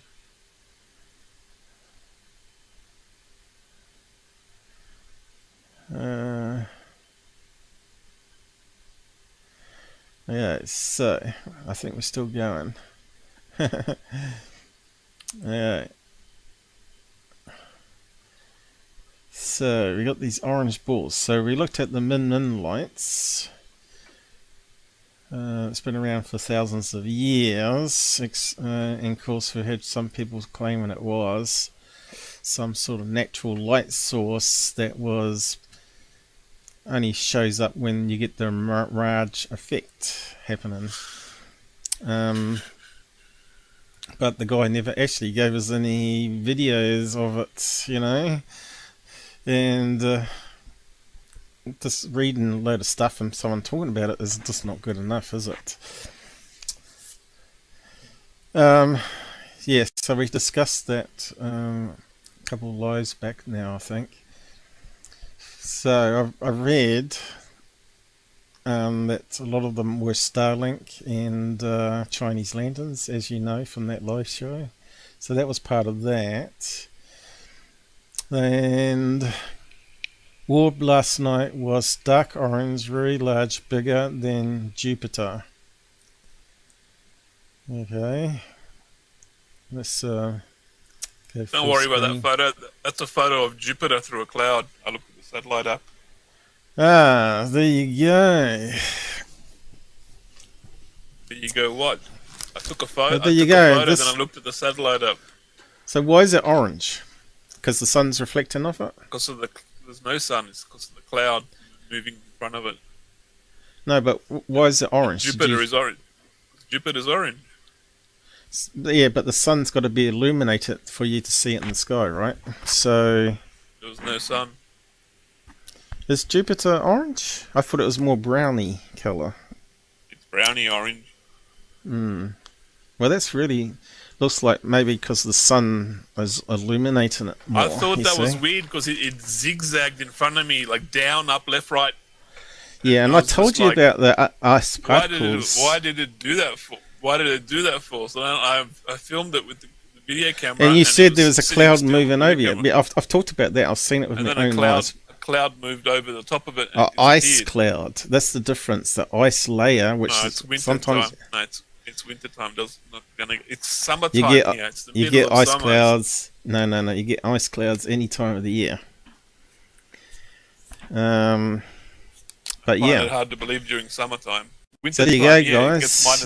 It gets minus 6 degrees here. Winter time. So Celsius. Gabber debunked his own sighting here that it was going zigzaggy, and it turns out to be Jupiter. I still can't explain why Jupiter went zigzaggy in front of my eyes. So if you I sent can't it to Mick explain it. West and he said, "Oh, that's Jupiter," you would have looked idiot. So at least you solved it yourself.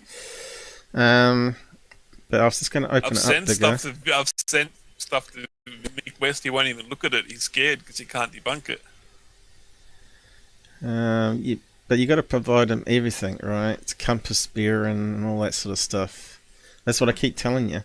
But you can see there's a lot of atmospherics You here. do get compass bearing. You get plane radar apps. I show where the camera's pointing. Compass bearing, plane radar apps. No.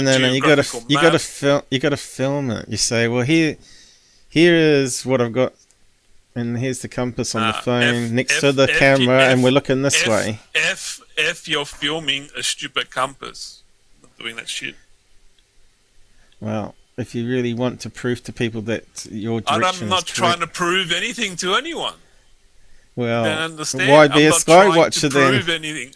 I'm not Why I'm not running around trying to prove anything to anyone. Well, what if you proved that you're actually wrong in direction? Because I was a wee bit off. Doesn't matter. You can't be right every time. It's part of being human. No, but if you're 10 degrees off on your compass, it makes a big difference when you're looking on the flight radar. But anyway, there you go. You can see there's atmospherics here on this image here, right? Definitely a layer of ice cloud probably flying if you're over 2 it. degrees off on your compass, you're looking at the wrong place. So you got on tripod and this thing's moving up and down. Have you actually got the video of that, of it zigzagging, or didn't you? It doesn't move up and down in the video. It only moved up and down when I was outside eating some biscuits. So that could have been your eye having a focus It issue might be like rather than the I'm camera. inside staring at two 27-inch monitors that are bright white, and then I go outside in the dark, and my eyes are adjusting from light to dark. So that could explain that too. You see. I always go outside and I see stars do weird stuff, and I'm like, I have to sit here for 10 minutes for my eyes to adjust before I can look at what the stars are doing. So I can't trust my eyes because of dark to light to dark, moving like contrast. So Gabber voice is up now. My new orb video. That's at the end. Uranus. That's Uranus, brown coloured. Chicken says. That's Uranus. It's your brown coloured anus. Yeah. I don't think Tyler used to like saying that word, did he? Anyway, just carry on down. Okay, next time get a vid for live and look at it, but you didn't. I do got have a some video images. for it, but it Okay, what's this it's one sitting here? still. This is the one that we talked about last I time. got a 4K video of it. So this is the one with funny That's pattern. something I took a picture on my. There was a light flashing, and it had like 6 green laser beam spider legs coming down off it. And I took a picture, and that's the picture from my phone that it came up with. Spider Geometric legs. That shape. seems to ring a bell. I've seen an image of this one, and it was explained what it was. I don't understand why. My friend says he sees the same thing, and it floats like a jellyfish in the sky. It's like floating like a jellyfish in the sky, and it's bigger than Sirius and brighter. And it has like green laser beam spider legs. Sure, I've seen this one before, but I can't remember. Since it's an old mobile phone that does 8 megapixels or 5 megapixels or whatever, I can't really tell if the photos are just pixelated from a low megapixel camera phone. It's just a camera phone, crappy little camera phone. I'm not sure if you can do a reverse image thing. But I was so getting, how many the leaks did you weirdest- count on it? 4? Was it 4 leaks on it or It 6? was like 5 or 6 green laser beam legs, like a laser pen legs on it. I've seen this before, and I think it was on a kite. Nah, this was not a kite. This was very, very bright and flashing, floating in the sky. Not a kite. Yeah, LED kite or LED balloon. I've seen it before though. Yeah, but the area it was in is in the middle of nowhere, and there's no roads, or there's no access to. It's a forest. Yeah, but these cabin balloons that can goes fly like it takes you 4 hours to walk from the top down to the bottom to the creek. Yeah. So it's a secluded area, and that's where Oh, our water shit. supply comes in. Yeah, There's nobody out there because you can't even get there. I just started up the wrong thing. It's going to chew up more CPU.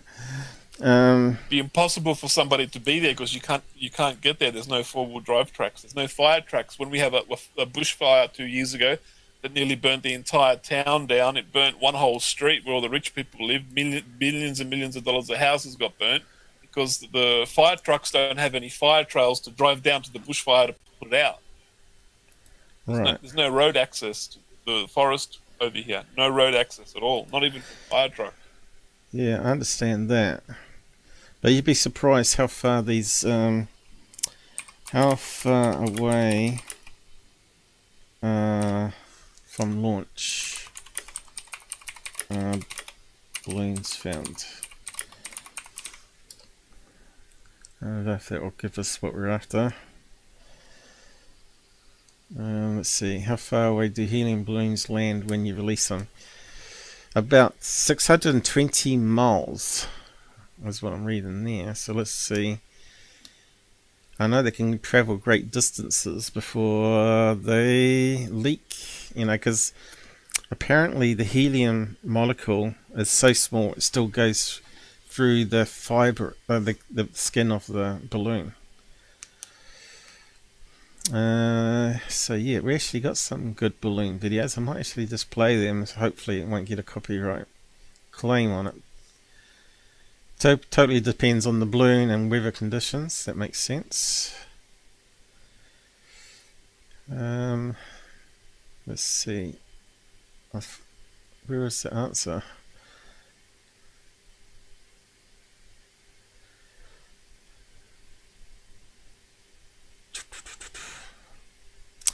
I think they've done some experiments. I think I've posted it before, but yeah, they can travel hundreds of miles, is what I remember.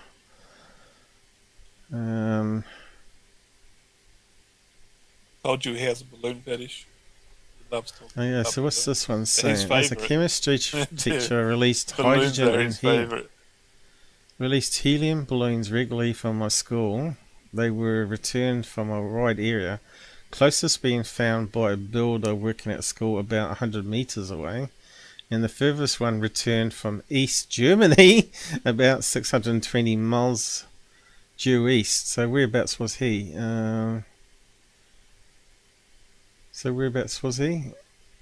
UK. Yeah. So UK to Germany.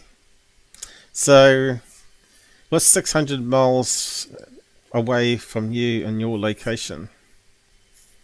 It's got to be some major cities in 600 miles, right? So this is what I'm saying.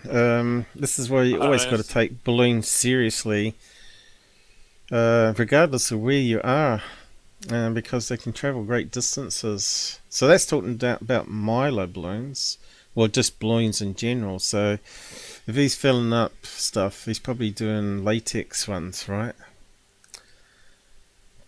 Anyway, that was just a quick search there. So what was this one here? So looking at wedding balloons are a major problem. And now they've got LED ones, and they've got ones that can be up to 40 inches and 72 inches. I think I found a few months back now, probably a year ago. So this is these LEDs balloons going up, and let's see how they travel. Play it under fair use, and I think it's safe to. Someone's selling balloons, so it's probably a safe one, and I'll post it on the side anyway. Probably mute it. Probably got music. Come on, Google, you can do it. This is where it crackles, I guess. Anyway. Let me know if the audio. So these are just regular balloons, not the big ones. I'm talking about the big round ones. These ones are obviously tear shape, but can't see any of the other round ones. Is there any round ones in it? And you can see they've got no weights and they're spinning around. So, and you can see some string until they get a certain distance away, and then you can see, look, they got some other ones here that look like orange. Okay, so these are not weighted balloons. They're not the real big. You see how the balloon has a light on it? Oh no, you're corrupting. Orange ones have a little light. You're still corrupting. I thought we had that solved.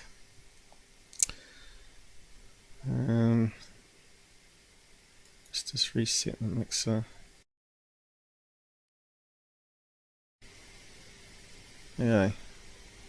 Yeah, so we're just looking at it to see what balloons look like when they're released. So that's the only one I could find. It didn't have the mixture of the big round ones, you know. If I go, well, actually, I actually got one that looks like a wedding balloon on another case I looked at, which was Shag Harbor. Those balloons are only a couple 100 meters away, and they look like a grain of sand. That's how small they are. So it looks like a grain of sand. Yeah. Graduation balloon release. So they're not only weddings that release it. And this one's quite funny. I'm seeing orbs that are brighter than the brightest star, fully lit up. Does not change light intensity. Yeah. And they're like the size of a tennis ball that's about 6,000 feet away. Yeah. A balloon at 6,000 feet away would look like a grain of sand. Yeah, we'll just play these little clips. This one's quite interesting. If you're doing size comparison, a balloon would look like a grain of sand. It would be tiny. I think these might even be a large weather balloon. Even a large weather balloon would look like a grain of sand. It would look very, very tiny. Yeah. Well, let me finish what I'm saying here. So I'm not sure if this is helium and hydrogen, but they short out on a power line and they cause a massive spark. So I think the spark is shortened the lines on the power line, not actually. So what year was that? 2019. It'd have to be helium balloons. So look what happens on this one. Straight for 100,000 volt power line. See what happened there? Whoosh. So the electricity went through all the rubber as it touched and string and caused the explosion, I guess, because you can't explode helium, and I doubt it would be hydrogen at 2019. But yeah, before I just play that one. Oh, actually, I was meant to post a link to the ones before I closed them. You probably could slow it down and watch it frame by frame if you want to. Balloons don't mix with power lines.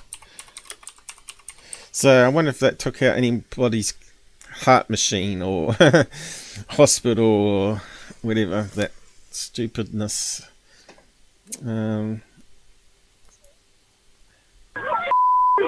There's a car. What's it not responding to me?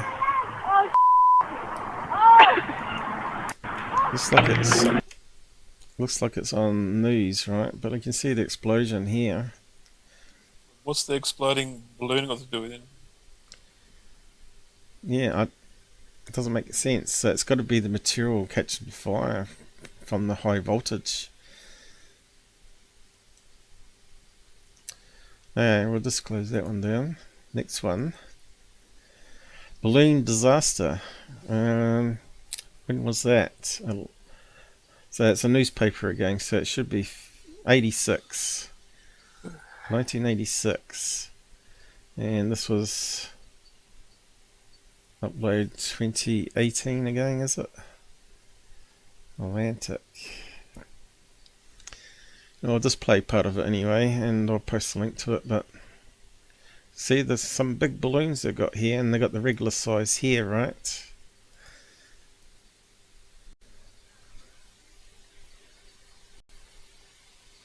Come on, Google.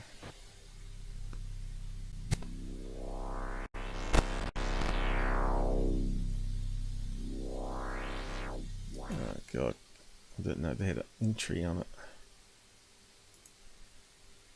So we're fighting. What's it saying there? 2 to 3 balloons a minute. Okay. There's a news report, is it? Northerly wind too, so they'll all wind up over Canada. Balloon Fest. Ladies and gentlemen, Downtown Cleveland. live from downtown Cleveland, it's Big Chuck and Little John. Who's Big Chuck? Let's move on. The watch opened up and the balloons took the watch and it's now going out east somewhere. So John and I... Let's carry on. Are you having a good time? Yeah. Are you tired? Yeah. Okay. Okay, Chuck, as He sounds like Little Richie to me. So, what are they doing? permits, it's endless. It's absolutely astonishing to try and get So what are they doing? Put into a big fishing net or something like this off, let alone waiting for good weather. so this is a big plus for Cleveland. Oh, it's something that, you know, they predict So a what are they holding it in with? It must be a big fishing net, 70% surely. chance of showers today, and I think this is a prime example of what United Way is trying to do. Alright, let's keep on going. Oh yeah, there you go, fishing net. Or anything. I've been in this city now for 6 months. Let's just skim it on. Right, here we go, they're going to release it. Countdown. 2, 1, here Take they it go. away, liftoff. Amazing. And the far end is up, and there they go, John. There's some big weather balloons here, see World that? record has just been broken in Cleveland. Over 1,500,000 balloons going up in the air at this very, very moment. Look So, wonder where all those balloons ended up. at the crowd, dude. We did it. We did it. He's shouting, it's distorting a bit, isn't it? John, there it goes. It's completely... Okay, let's zoom in on that. So they released it here and they're all going this way. covering the terminal tower. Look at that. I want to sing up and away. So back in 86. It is awesome, ladies Are they spinning around the tower? and gentlemen, to actually be down here and see the multi-colors that are going up in the air at this moment. It kind of looks like all orange balloons, really, doesn't it? We did it, John. This is it. Let's do it for Cleveland. Ah! Now we can see the colours. Ladies and gentlemen, there is no mistake on the lake anymore. Cleveland has now broken the Guinness Book. So they broke the Guinness Book of Records and got a lot of UFO reports after, probably. The home of the Rock and Roll Hall of Fame. All of this in Cleveland, Ohio. The All-American City. So it's going to cause a massive pollution problem, is probably where it went all wrong, right? How tiny they look. They're only a couple of 100 feet away. How far away are they? They're Well, like the tiny little helicopter, dots. the helicopter wouldn't want to go amongst all that. How far away are they? 2,000 Yeah, but feet? they're 3,000 feet? standard party balloons. But you saw some weather balloons being released. They're like 2,000-3,000 feet away to capture that, and they look like. Oh, what's look happening at now? them in the sky. Look at them in the sky. They've only gone up a little bit, and they're like tiny little dots. Tiny little dots. Yeah, but we can't see the weather balloon ones they released because they haven't gotten the footage. So it looks They're like only some a are, little bit bigger. The weather some balloons are- are still tiny dots too. Yeah, The weather some of balloons them- wouldn't be much bigger. Oh, they look pretty The big tiny little initial. dots. Look at them. It looks like grains of sand damn. in the sky. Hang on, let me just put it back to normal. All these falling down are close, but the ones far away, they look like tiny grains of sand. Look at them. Okay. Look at them. They're tiny grains of sand. Even when they zoom in, even when they zoom in, they're tiny grains of sand in the balloons. 40-year-old Cleveland men. There we go. Sullivan Tiny and grains Raymond of sand. Broderick. They went out fishing about an hour before It's like last tiny night's grains of heavy sand. storm blew through. What's going on This is here? their boat, a pair of life jackets still in it, along with a hat and a fishing pole. Balloons The boat's look like motor's tiny gone, grains its of sides are sand to battered me. apparently from pounding all night against this section of the break wall off Edgewater Park. That's where the Coast Guard found the boat about 8:30 this morning. Ironically, that big balloon launch in Cleveland today is one of the things that's making this search so tough for the Coast Guard. Can you imagine trying to find somebody floating out here or even spotting a life jacket with all these balloons on the water? And how many fish did they kill? There you go. So there's the tower. So some of these, was that be a mile away from when they were released? Some of them. That's regular party balloons. But yeah, there were some big ones amongst that, and they didn't show us any of those ones, unfortunately. You only have to watch a video of someone launching a weather balloon. See, after it's gone, the weather balloon's gone up a couple hundred meters. Oh, we've got videos of that, so we're going to look at those. those. Even the weather balloons look tiny. Only a few hundred meters away, they start getting tiny. That reminds me, like the blowing up the dead well on the beach to try and get rid of it, and it turns into all this exploding blubber that goes over everybody up to 100 feet away. This looks like the same sort of crazy stuff they used to do. So I suppose that record's never been broken because there'd be an outcry, right? Record balloons, Cleveland. How do you spell it? Oh, I forgot the link. Looks like I'll put a dash on the end. Let's go on to the next one. How's the time going? So this is what I believe is one of those large size LED wedding balloons, and I did a episode called Shag Harbor Orb, and when was it posted? 2020. Not sure if you watched it or not, but you probably hear me laughing a lot on it. These guys were on Martin Willis' show, and they're claiming it to be a UFO. Now, does that look like a UFO to you, or a balloon, Gabber? That image there. Looks like a balloon. Yeah, exactly. It's distorted. It's not circular. It's not circular. It's not a circle shape. It's like bent. It is, because I do analysis on it. Yeah, it's only slightly out of circle though. Well, actually, I do cover it in the episode. I can tell from here, from the tiny thumbnail, that it's not a circle. Yeah, but some of your circles are not circles. They're perfect circles. What are you talking about? You got atmospherics that distorts. All of whom I'll post a link to it anyway. I'm not sure how much I'll play of it, because you can watch it on the episodes. Compared to that, my orbs are this perfect is circles. the new Shag Harbor UFO alleged, and it was on. So basically, what they did is their filmmakers are up there doing presentations and making a documentary about Shag Harbor and trying to get witnesses at a hall. Bit like Finding Bigfoot used to do. They used to go to town hall. Anyone that saw Bigfoot come along and tell you a story. Well, they were making a documentary like that on Shag Harbor. Anyone that remembers it, any new information. And this guy sees this white thing in the sky.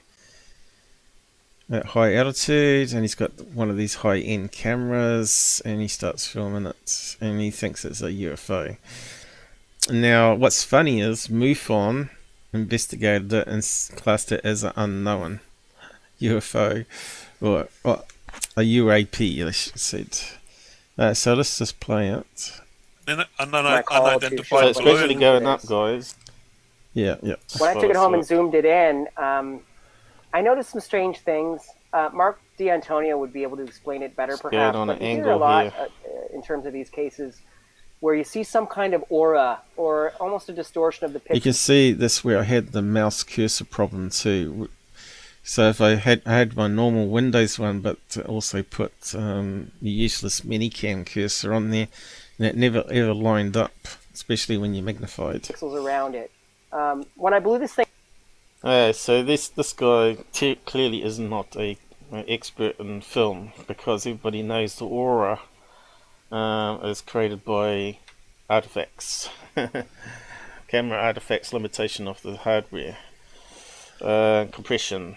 Because he took it home, watched it right, and then he saw the aura. I think that's what he just said, wasn't it? So it's going to be like MP4 compression. He didn't say it was uncompressed video. thing up, you can almost see a black halo around the rim of this thing. And I did try to get you a version of this overexposed with the contrast and exposure drastically I don't think changed. Martin You can Willis was see very this black convinced on ring it. and distortion around there. Once I started playing with the saturation, all kinds of strange colors came out of this that wasn't visible before that. So I don't know if this is a weather balloon, and if it was, it's possible that the sun is reflecting off this in all It different was not a directions. balloon. But from my perspective, I had sort of double laugh I had there. almost a religious experience being there, because if I hadn't I been love landing my these drone, UFO shooting that experts. day in Shag about this guy who saw a sea monster and ended up They sound like balloon summoners, don't they? Oh, I had a religious experience, right? in this place with a miniature lighthouse rather than the full-size one I had planned on shooting, I never would have seen this, and this never would have happened. But when I first saw this, the first thing I thought of was, you know, you've spent your whole life reading about this, and even though the testimony you've read is legit from government documents over the decades that you've been studying this, but to see this up close and personal, I thought this was a real UFO. And what it was saying to me was, See, this is the why problem are you with questioning ufology. this is a definite interaction between us and it. And why haven't you if- moved if- it back into if that's frame? exactly what this was. Right. Well, I've just I tried to haven't look for that changed image you in sent that me time. because it is, and it showed in your trailer clip there just a few minutes ago, kind I of should've- a close up of it. I should have told you too that there's different Making money with download balloons. quality for Vimeo. I didn't realize until I looked at it myself. I think it automatically defaults to like 240 rather than 1080p. Oh, So you end up don't get getting- technical on me now.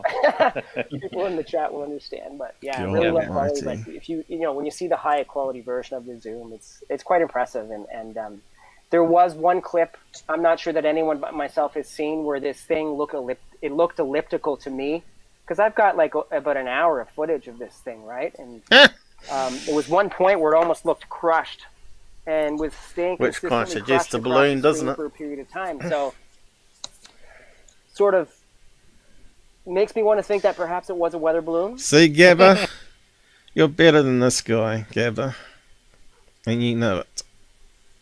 Okay. Or I'm seeing this thing from a completely different angle, as if it's tilted, right? Yeah. My intuitive impression being on the scene was that this wasn't a weather balloon because no one's identified it. Gabber's gone. Yeah. Well, I did want to also, Chris, I want to get your opinion as well on this because as Oh, you just missed me saying you're better than this filmmaker, Gabber. He was thinking it's a UFO. You looked at it and saw it as a balloon straight away. So that I'm no says better a than lot. anybody else. I'm just saying what I logically think from the evidence you're showing. Yeah. Well, I could be yeah. wrong. Maybe it's not a balloon. Maybe it's a MUFON. Yeah, UAP. but if you wind back, in what my, I just- in my opinion, it looks like a balloon to me because I can see it's transparent, balloon latex is transparent. There are also foil ones which are reflective. I think you get like two different types. But that one's like latex transparent. You can see through it, and it's bulging on the sides, which is like a balloon. But he was making material. this blurb about it being squashed in and all this sort of stuff, and I said, "Oh, that sounds like a balloon, doesn't it?" And this guy's saying it's a UFO, right, to him, and I just said that. See, Gabber, you're way better than these guys. Okay, I'll just keep on playing. The orbs I've seen have no squash sides to them. I've never seen them squash sides. I've seen them. I've seen them and recorded them splitting into two balls of light. That's different to a balloon with distorted sides. Changing in the pressure as it goes up in pressure in the air, it's going to distort. Anyway, we're just going to look over all the videos here, and then we'll go back over your stuff, and then we got a reference in our head. What balloons look like then, and compare it to yours. You know, Mark D'Antonio, he's an astronomer, and he's also the chief photo and video analyst for MUFON. He was talking about the possibility of this being a space balloon that was, actually launched up into space, and so you can hear me laughing about it. That's what he was thinking after he looked at it. But I want you to, Chris, if you would, argue the points and why you don't think it was a weather balloon. Balloons in space, space balloons in space, edge of space maybe. I know they did do the Loom experience at Google, but it doesn't look anything like the Loom Google balloon. And high altitude balloons are not round like that. They're sort of tear shaped, as you know, because they expand more. This guy here, I don't know who he is, but he's hilarious. He's meant to be, he's the one saying it's not a weather balloon, but doesn't mean it's not some other type of balloon. Space balloon. Like I say, when I first saw it, now the footage that Justin is showing there was over an hour before I arrived on the scene. I got there for the last 7 minutes of the sighting. And ironically, that turned out to be the best 7 minutes. At that point, all the batteries were dead, for cameras, and there was no chance of shooting anything. I think I sent you a little still that I had on my camera, though. And that's what I was looking for. Yeah, okay. Yes, I'll see if I can find that. Come on, get yourself organized, Martin. At the last part of the sighting, here's the thing. There was no doubt it disappeared. I never change people. And when I say That's me commenting like on the video. Switch. And here's the strangest thing. When I got the binoculars we got a clue there, guys. It took a second or two to reappear. When it did, it appeared as a black dot at first. And you notice that Justin was speaking about the black ring that appeared around it. If you see this here on a good monitor, even as raw footage, it's very discernible. But that last reappearance, it started as a black dot, and it actually flared out. It almost looked like a reverse image of when you see a good shot of the moment of totality in a solar eclipse. Except that the part that would be bright be black, and it was the blackness that was flaring. I think it's still corrupting the audio going to Google. For some reason. Let me just try another setting change, but it might make it worse. You hear that clicking sound, and that shouldn't be happening. It sounds alright to me in Gabber, I guess, but going out to Google now, it's clicking. Where's the settings on this?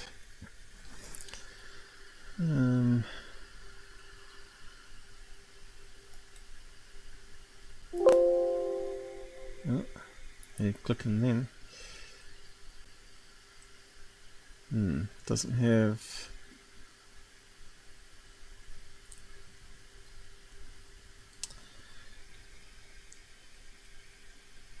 Cut it down. Not sure. It should have a default setting.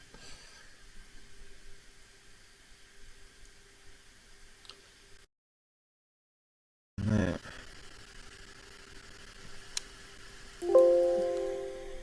Let's see. That one's got default.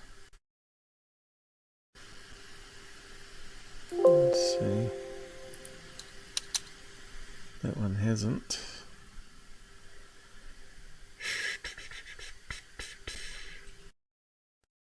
That. Okay. I'll just reset it again. If that improves it. That makes it worse. Okay. I'm not hearing any clicking at the moment. Are you there, Gabber? Yeah. Okay, you're not crackling. Okay, let's try this now.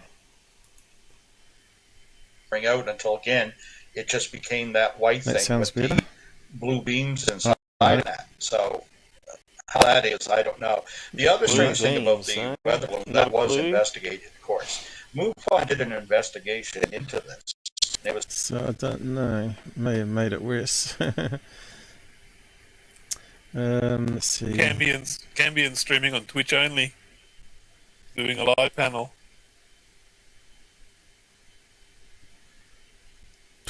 Let's turn that back on.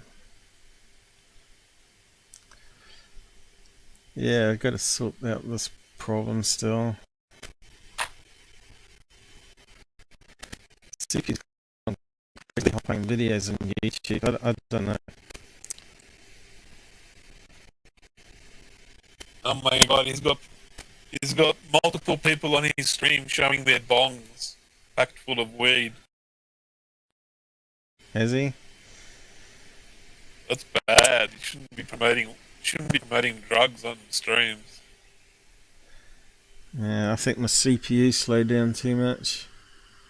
Who's doing promoting drugs on the stream?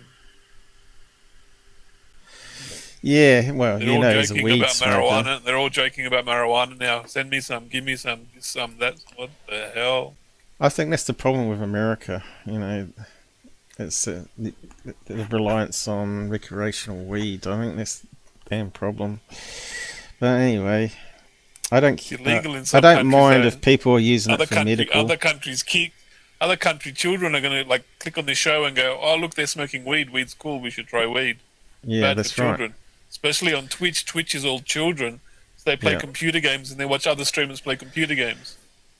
But he was saying that half his family are felons or his relatives, and they used to sell drugs. And I thought, great, he's forgiven them all. The Christian way is to forgive them. They turned their lives around. I have forgiven them. They no longer do that, and they have regular jobs. Yay! I don't know anymore. Seriously, don't know See, anymore. that's, to me, you know, it's like double standards all over again. You know, you can forgive people, but how many people did they kill selling drugs, you know?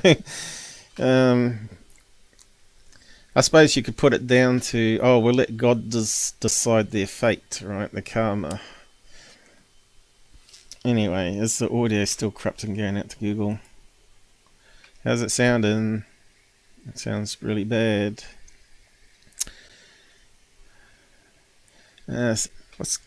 What's happened? Why is it so bad? Now let's see if we can play where we left off. No, CPU is shit, gang. We're gonna go back to the beginning. Hasn't improved it.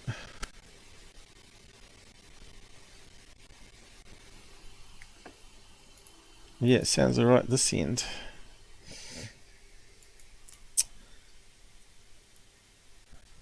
What's happened? Can't hear it at all now.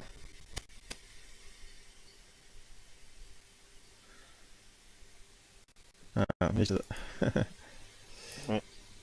There we go. Because everybody knows the aura is created by artifacts. Camera artifacts, limitation of the hardware. Compression. Yeah, still not good. I don't know if I'll ever be able to solve this problem. I might just try the GPU on again. Oh, it is on. Maybe that's causing a problem. Okay, let's turn it off, because a lot of people say turn it off. Probably have to relaunch story. Here we go. See if that fixes it.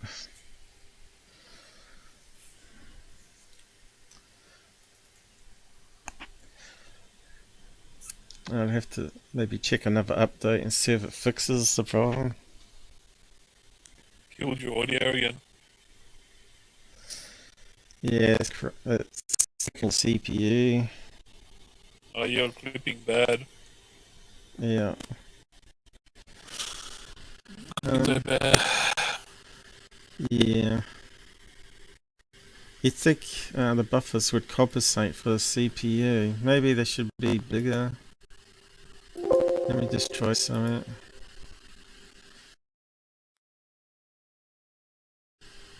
Just when you think you got it solved, you know.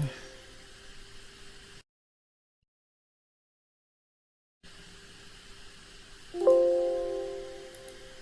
put it on default, but that might have been a bad idea.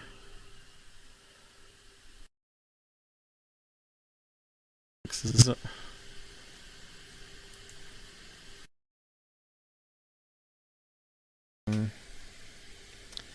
Buffer should compensate when the CPU goes crazy.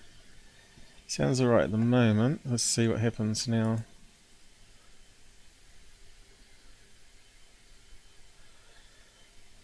Yeah, still clipping, I think. Feature of my film being there, Chris being there. Oh, that's all not of bad. whom I call to show so up. it's gradually going up, guys. When I took it home and zoomed it in, I noticed some strange things. Mark D'Antonio would be able to explain it better, perhaps. On but an you hear a lot here. In terms of these cases, where you see some kind of aura or almost a distortion of the pixels I think it sounds around alright at the moment. When I blew this thing. So this guy clearly is not an expert in film, because everybody knows the aura. Where? Love it. And again, the farmer that reported that, he had been on it, and had taken some stills of it, and again had the spoke pattern inside it, and the kind of crazy details that I reported. They don't show up that great in Justin's video, but if you can see it on a good computer and a good monitor, it's definitely there. But like I say, I was there for the last 7 minutes, and it was the most dramatic.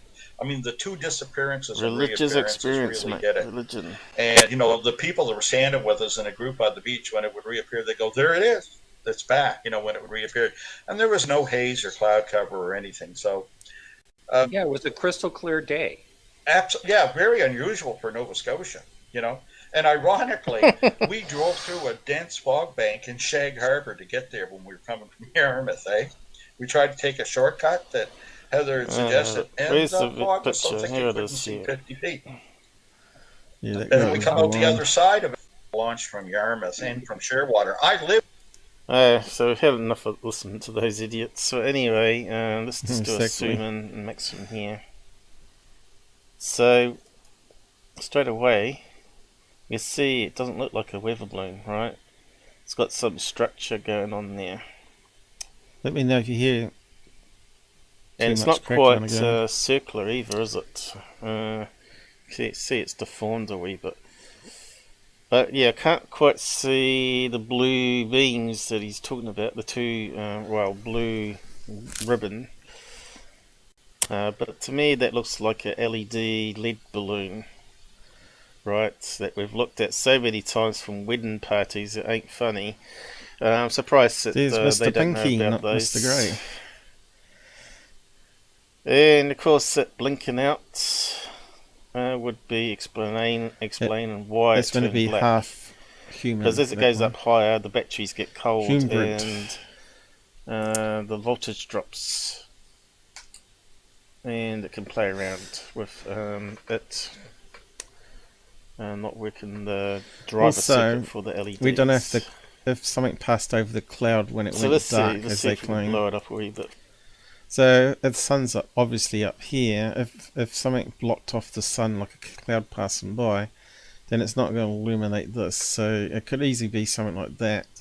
and they're just not focusing on the sun and didn't see the cloud go over it when it went dark. Who knows?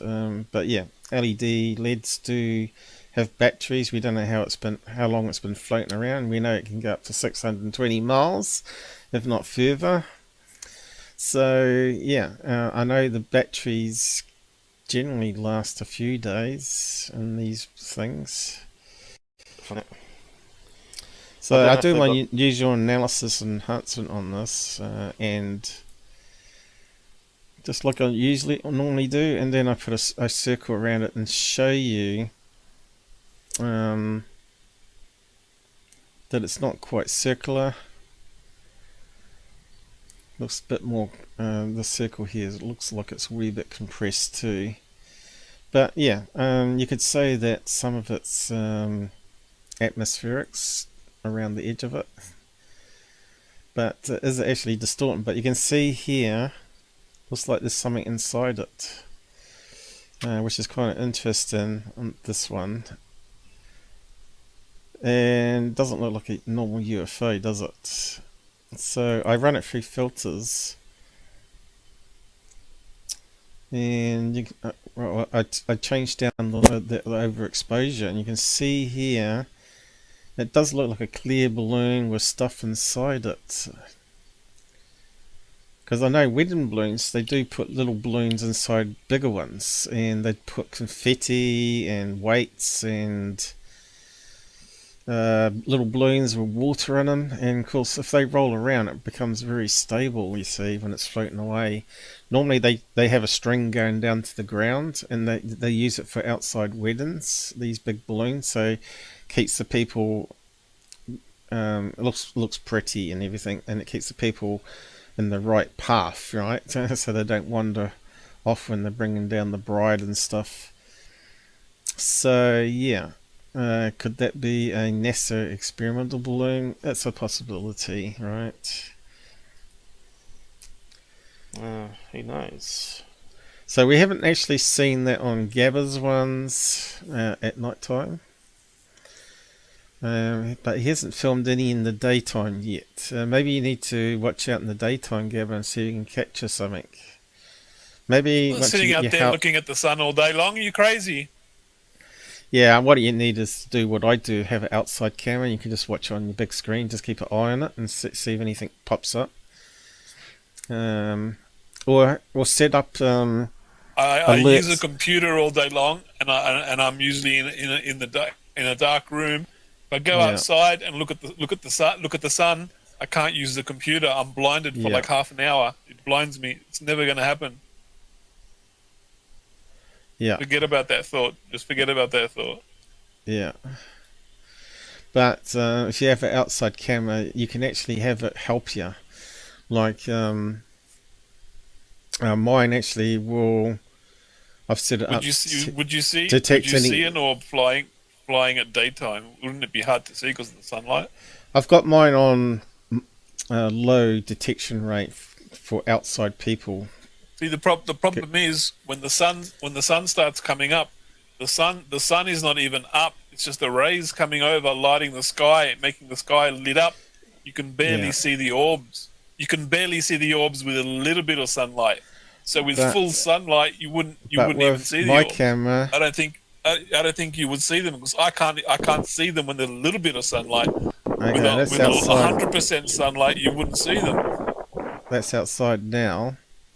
Yeah, but you can't see them because the sunlight blinds them. Well, you can certainly see plane passing overhead. It's very quiet today. You can see planes because they're much bigger and they're closer than the orbs. Yeah, but we see. I know some orbs I've videoed are actually closer to me than the aeroplanes. Okay, but so you can see the majority of the orbs. The majority of the orbs are like usually further away than airplanes. You can see bees because they're close to the camera. We're talking objects that are like 10,000, 40,000 But if a balloon passed over, I guarantee this camera will see it, and you can set up the highest detection rate, and it will alert you by taking a snapshot of it as well, JPEG, and it will email it to you. So that's what I do. Alright. But I've only got this set up to detect any motion around here as human, not any object. But would that camera be sensitive enough to pick up a tiny little orb flying past? You can certainly see it with your eyes. Whether you can get it to detect, I'm not sure how sensitive it is. I think it needs to be at least a little bit big. But I think you can actually mask off the area on it too. You can say that area only, any movement at the highest level. But I haven't experimented with it. But this is what you need to do, right? And you can just have that running on another screens, or on a phone next to you, like I do. I'm not sure I can take a picture and show you, but you know, bay window looking the other way. I know what CCTV looks like on a phone.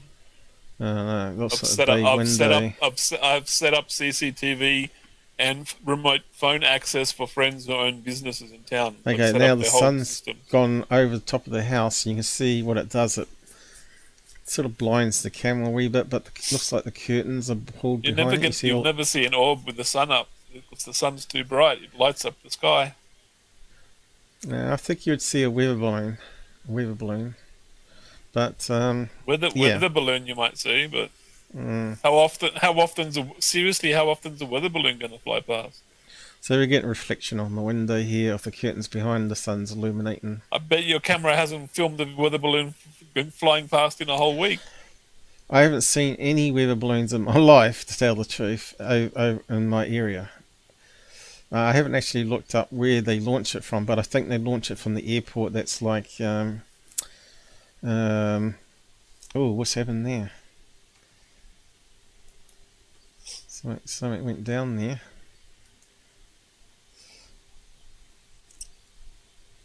Is it still streaming? I better check. I'm not sure if the audio is still corrupting or not. That sounds alright at the moment.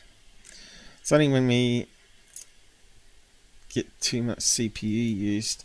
So it's something I'm going to have to work on. Wesley Snipes, how's it going? That just a daytime moon with craters blurred. No, it's definitely a balloon of some sorts. I think it's... And Gabber loves balloons. He loves me talking about balloons. You're the one with fetish. You got the fetish for balloons. You've been analysing balloons for hours on end for 8 years now. You love balloons. Well, They're your if you're in ufology, everybody's got to have a fetish for balloons, because that's probably 90% of what we see in the sky is a damn balloon. Not in New Zealand, though. I think we're a bit more nature-driven over here than America or Canada. So, you know... So he's got a high-powered camera, and that's the best he got. And I think he took a picture of his smartphone and all sorts. So yeah, this is another one I was looking at to compare it to the other one he got.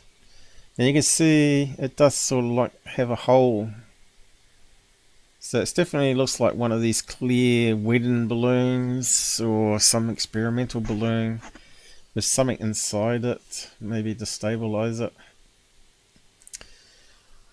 So yeah,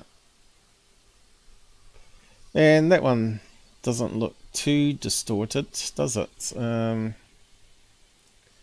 further away it gets, the less distorted the balloon looks from air pressure on it, right? Pushing it along, and that's me running it through filters again, and you see it does look like it's not a solid surface, right?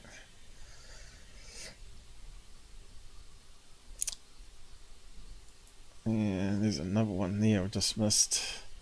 But yeah, I'll post the link in the site. Have I done it already? Yeah, I've already done it already. You can go and watch it. And yeah, I think it might still be audio problems with it. Oh, I remember this stupid one, the dark contrail one. which is just another plane taken off, and it's coming down to be evening or something. I think that where the sun's going down, and of course you get dark contrails. Remember that one that hit all the news channels and fake UK rag? I don't watch these garbage videos. I don't watch these garbage videos. What are you talking about? Yeah, but yeah, it's all on the episode. Go and have a watch of it, you know. Garbage videos. Yeah. So yeah, where do we go back? We've got some other ones here from Mick West. So you might, I think we looked at this one before, didn't we? Maybe not. Apparently it's another security camera orb. Okay, so let's have a look at this one. Under fair use. Yeah, I'm just joking. That's what the verdict on Gabber's orb. Yeah, okay. So let's just have a look at this one. And then see what you think.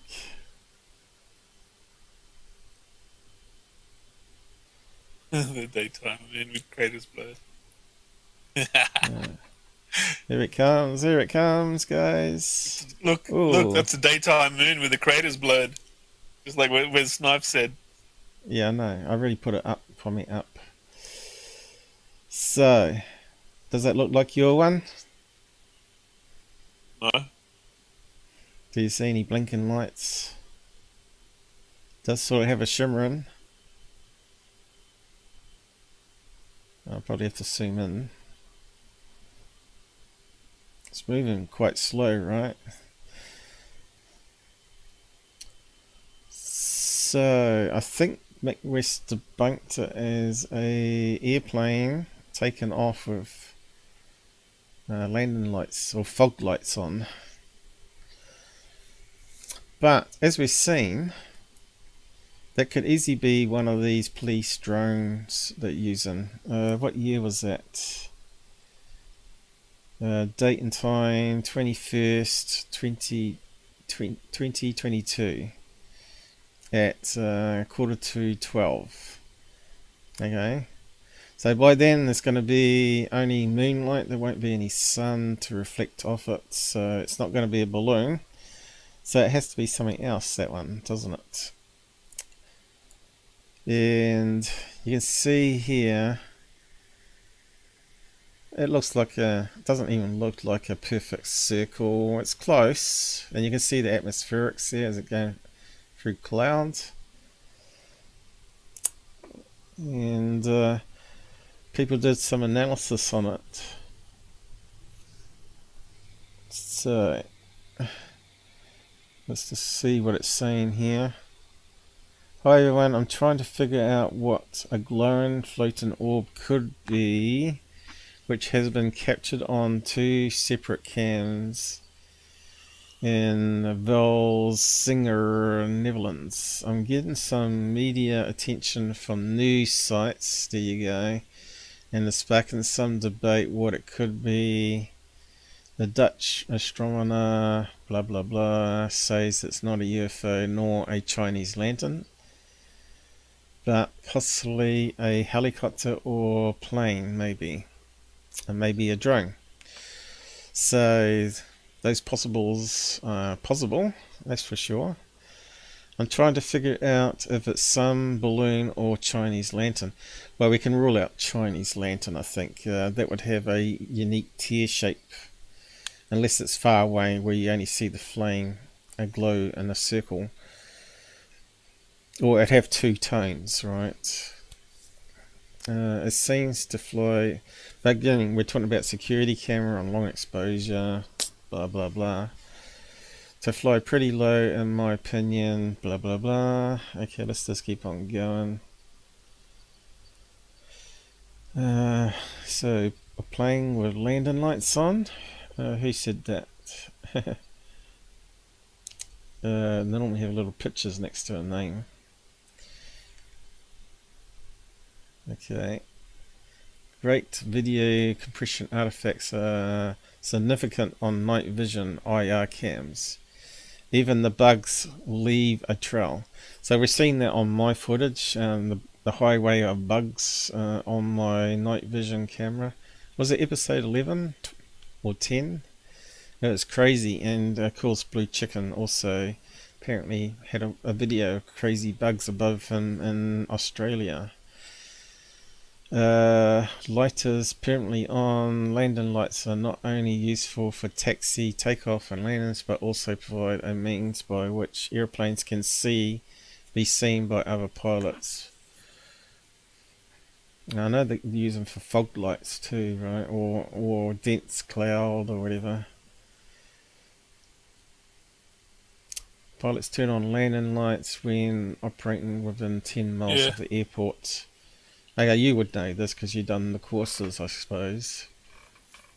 And below 10,000 feet, so yeah, that makes sense. So they only bring them up, the landing gear up, once they hit 10,000 feet is what they're saying there, is it?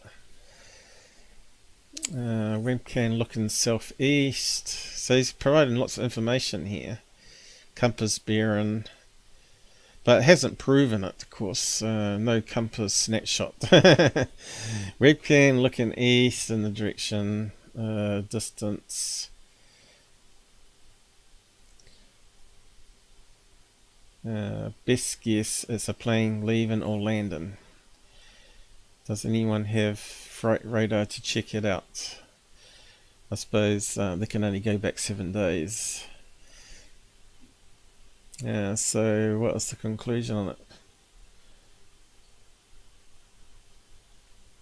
Commercial planes show up on ADSB.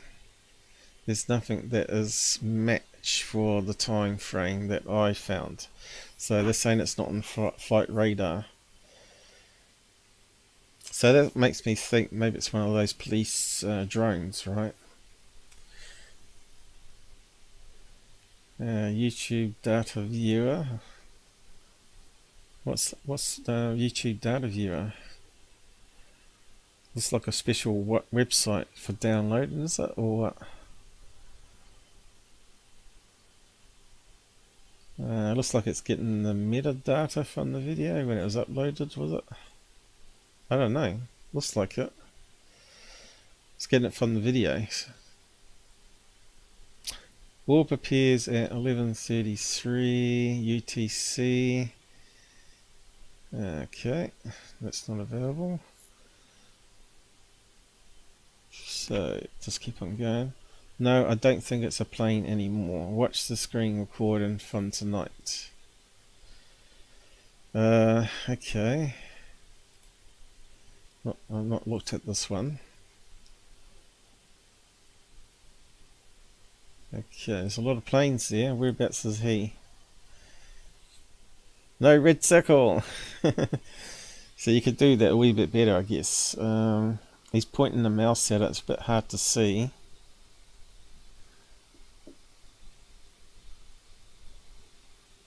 Is this another day? Or the same night?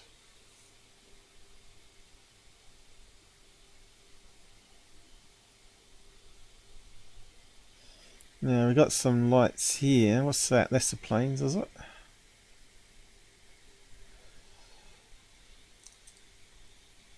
Oh, that was a bug. Long exposure. There's a lot of orbs there, shining lights down. And I certainly got a lot of planes flying past them there on the map.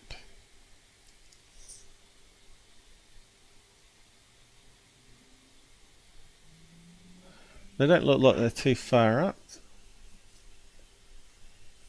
It's kind of misleading, isn't it?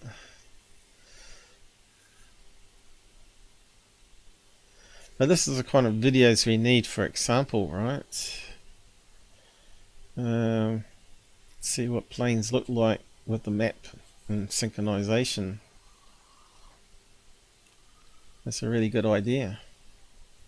You think someone would make a tool to make it really easy? Hopefully Mick West does something like that. He'd probably end up selling memberships to it and being a millionaire. So I'm not sure why he's not saying, because those planes look like orbs there to me. You can't see blinking lights, you see. Looks more like a drone flying over the beach area or over the streets. A flight path is drone-like. So what does he mean? Which one? See, I don't understand this video then in that case. They did look low down to be in planes, so... what do you think on that one, Gabber? Or are you doing two things at once? Compare the UFO with lights on a boat. Alright, so they might have been fishing boats. That's what they're saying? It's moving. The light's moving at the same speed as an aeroplane. Oh, it could be boats in the water, they're saying here. Ship. So I've seen flashing orbs clear a quarter of the sky in like 3 seconds. Flat. Not sure if I can... That's like 10, 15 times faster than a passing commercial jet. Yeah. So I can't see. I don't know what it here. is. All I know is an extremely bright light flashing. It just clears 1/4 of the entire sky in 3 seconds flat. I'm just like, I've never seen anything move that quick before. I don't know how to explain. I don't know how to explain it. I don't even know what to speculate on what I saw. What I saw was a flashing light, and it just cleared a quarter of the sky. 2-3 seconds, bang! I'm like, what the hell? How fast was that going? What on earth moved that so quickly? No idea. No idea. Not even going to speculate. Not even going to speculate because I can't even guess what moved that quick. Whatever it was moving at hypersonic speed. So what's he saying we do here? have hypersonic drones. We do have hypersonic drones now in the military. Hypersonic missiles. I don't think it's a hypersonic missile because it's above civilian area, but like hypersonic drone is a possibility. So I don't know. I just don't understand the video. If they're meant to be ships on the water, that can't be ships because it's too high up, and they're moving slower, of course. What if they're big ships? What if they're big freight liners? What if they're big cruise ships? But they're comparing it and saying it's not. There's cruise ships so that now are he's like done, 20 stories high. So this is good. This is useful. Doing path analysis, right? Plotting where it all went. But if he could have done that by overlaying all the images and seeing how it looked in the sky, that's something you could do, but it takes a lot of work to do path analysis. I think Adobe Photoshop or Premiere has the option to do that for you. AI, like, looks more like a drone my camera flying. doesn't have a wide lens to capture it. So why would a drone be flying over a beach? Well, that'd be like a police helicopter, but it hasn't got a searchlight like we're seeing with the drones, right? So it doesn't sort of beam it down. So maybe they're not using the high-powered beam on the thing, and just got to aim forward instead of downwards. I don't know, but yeah. Seems like a strange up and down motion, if that's the case here, of it being a plane. Does fit more a drone, doesn't it? That movement there.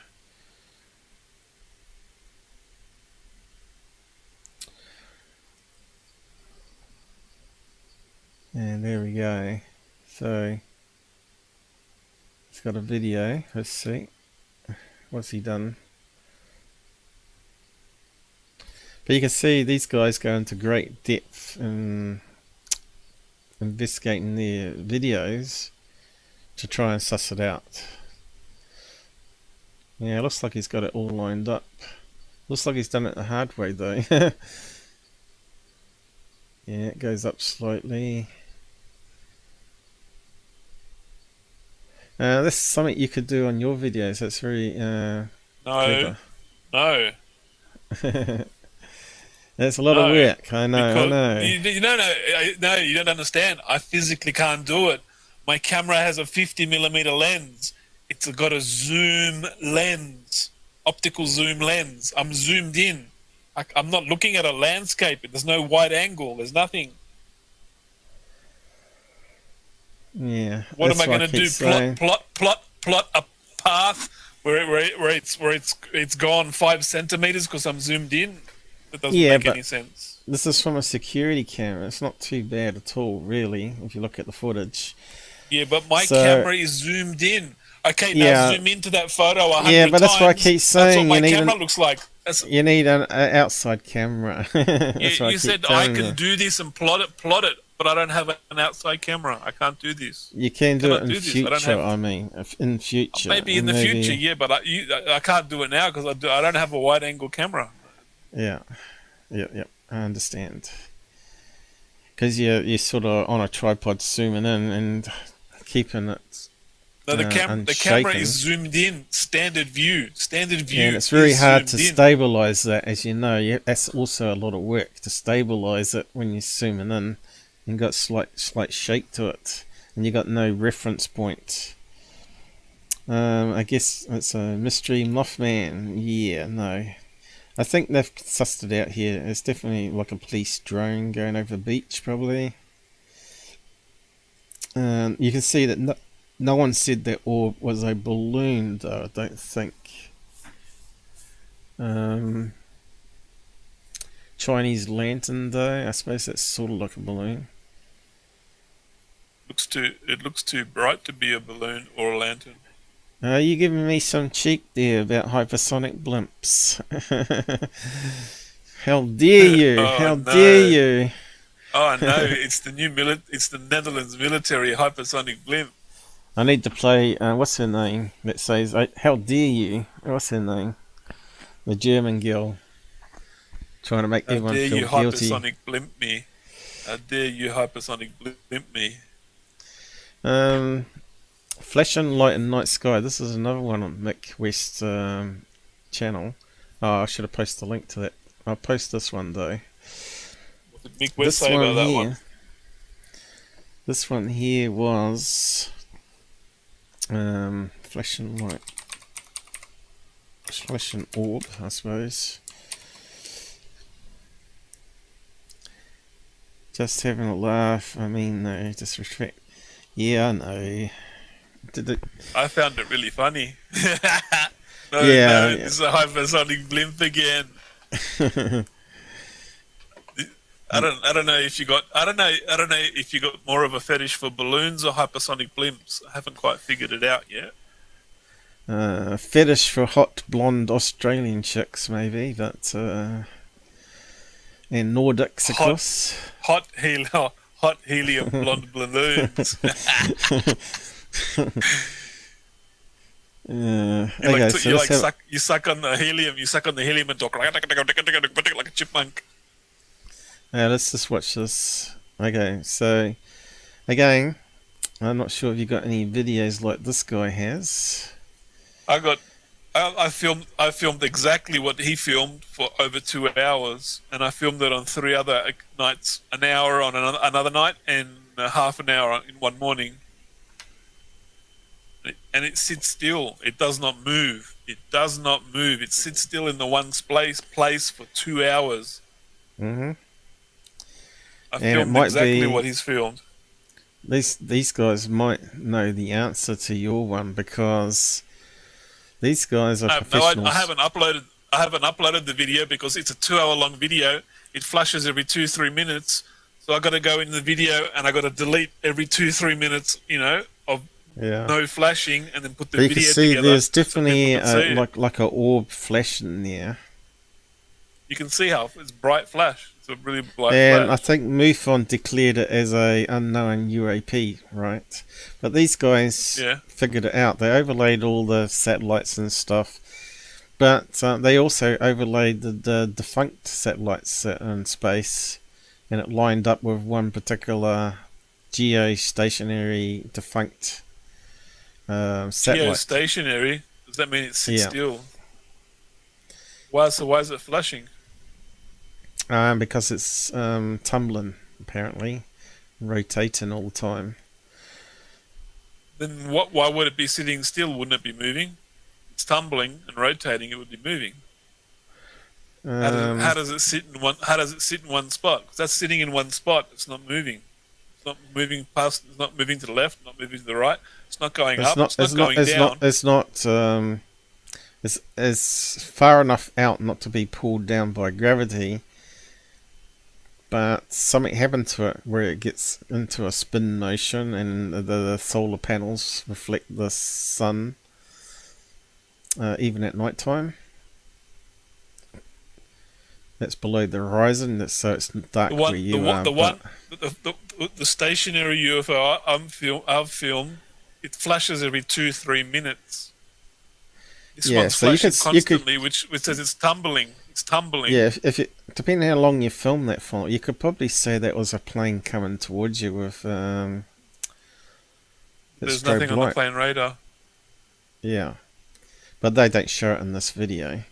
So it's quite interesting sighting. But a plane coming towards me for 2 hours wouldn't happen, because the plane would have come towards me and passed within 5 minutes. Not sitting in the one spot for 2 hours. Let's see how they break it down. Short of 1 minute wide angle. Night vision showing the laser spotting the flashing orb object. We are super strict on use of lasers on a Sky Watch. Also, draw a circle around the object and never directly at it. Eh?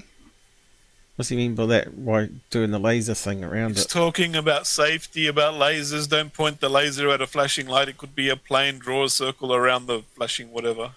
So he was hit by a laser from the ground while looking out at the airplane window about 5 minutes after takeoff.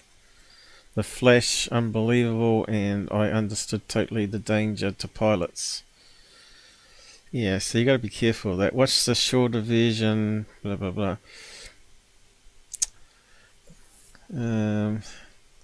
Gets dimmer. I can only assume that this was filmed at the Virginia campus. So they're trying to suss out their exact GPS location so they can map it to the stars, right? So this is, again, comes down to compass bearing being exactly right.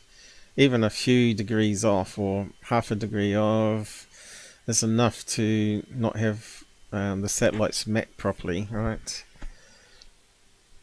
Consists of But you can see hills. it mapped because of the star constellation.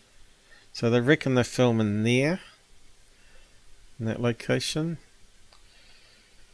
This is the sort of investigation they do. I do not know the magnification, but the apparent motion of the blinker against the stars could be the motion of the stars against a stationary object instead. The only thing I can think of what could potentially create this effect is a close to geostationary defunct satellite. When not controlled, the satellite can tumble in any direction. The reflection of the sun, if possible at the time altitude, could produce the blink pattern, of course. I have no examples. That's the problem. We need lots of examples of these things. What about a weather balloon? Or a loon balloon at high altitude? They do have a flashing light visible on or IR. Visible? I think he means on or with IR. I don't know. To aid retrieval. Certainly matches well with the horizontal at the start of the video. The problem with the balloon is the balloon would be moving. That light's not moving. It's stationary. It's sitting still. Yeah, maybe. But I think the loon balloon... No, maybe. If there was a balloon, it would be moving. That light's sitting still for 10, 20 minutes. It's not moving anywhere. Yeah. There's no maybe with that one. Well, I don't think anyone took the balloon theory seriously. I don't think anyone talked about the balloon after that.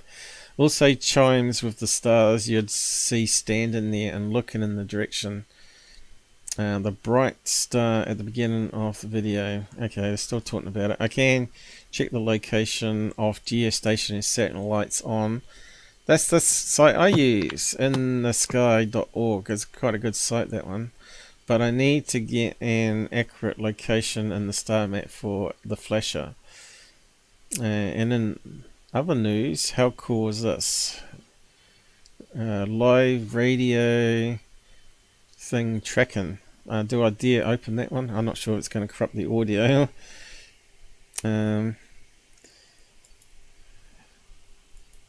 Hopefully there's enough CPU not to cause corruption.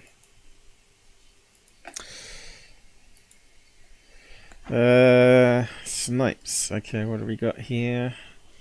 I know this is a mad question, but this night vision video of an orb would the night vision be able to detect lights blinking on, say, the International Space Station, or maybe a satellite if zoomed in enough? Does the International Space Station even have blinking lights, is the question.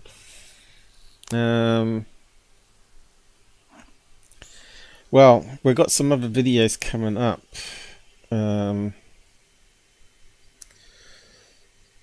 So the thing with that landing light blinding out the aviation blink lights, strobe lights, we didn't see it sort of pulsing regularly, did we? So it does sort of match a drone on the other one, because they have like, they don't have blinking red lights on it, do they? They just have a static red light and a spotlight and green light on it. But yeah, I don't. International Space Station, from all the ground ones I've seen, I don't think that I've only seen it illuminate off the solar panels because they're big, and they're big sun catchers. That would even obscure any blinking lights, right? So the answer would be no. Satellites don't have blinking lights because that's a waste of power, right? It's not like they're going to crash into anything. Blinking lights are like warning lights, right? That's why they use them. Looks like Gabber's gone. So I was actually going to look at that site, see if it's any use to us. Might be another tool for us to use in future. Let's have a look.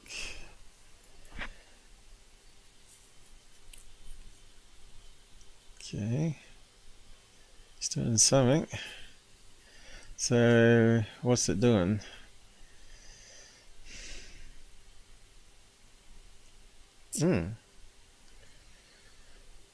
Balloons and parachutes, is it? So does it make any sense? What the hell are we looking at here? Oh my god, look at all those weather balloons. Are they weather balloons? They look like parachutes. I thought it might be a new tool that might come in handy. It's called Radio Sonte. Found a Radio Sonte. What's that mean?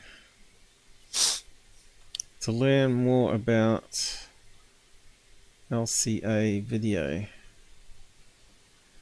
Radio Sontes. I don't know, I'm probably saying that wrong. Sondes. Radio Sondes? Let's see what comes up in the Google search.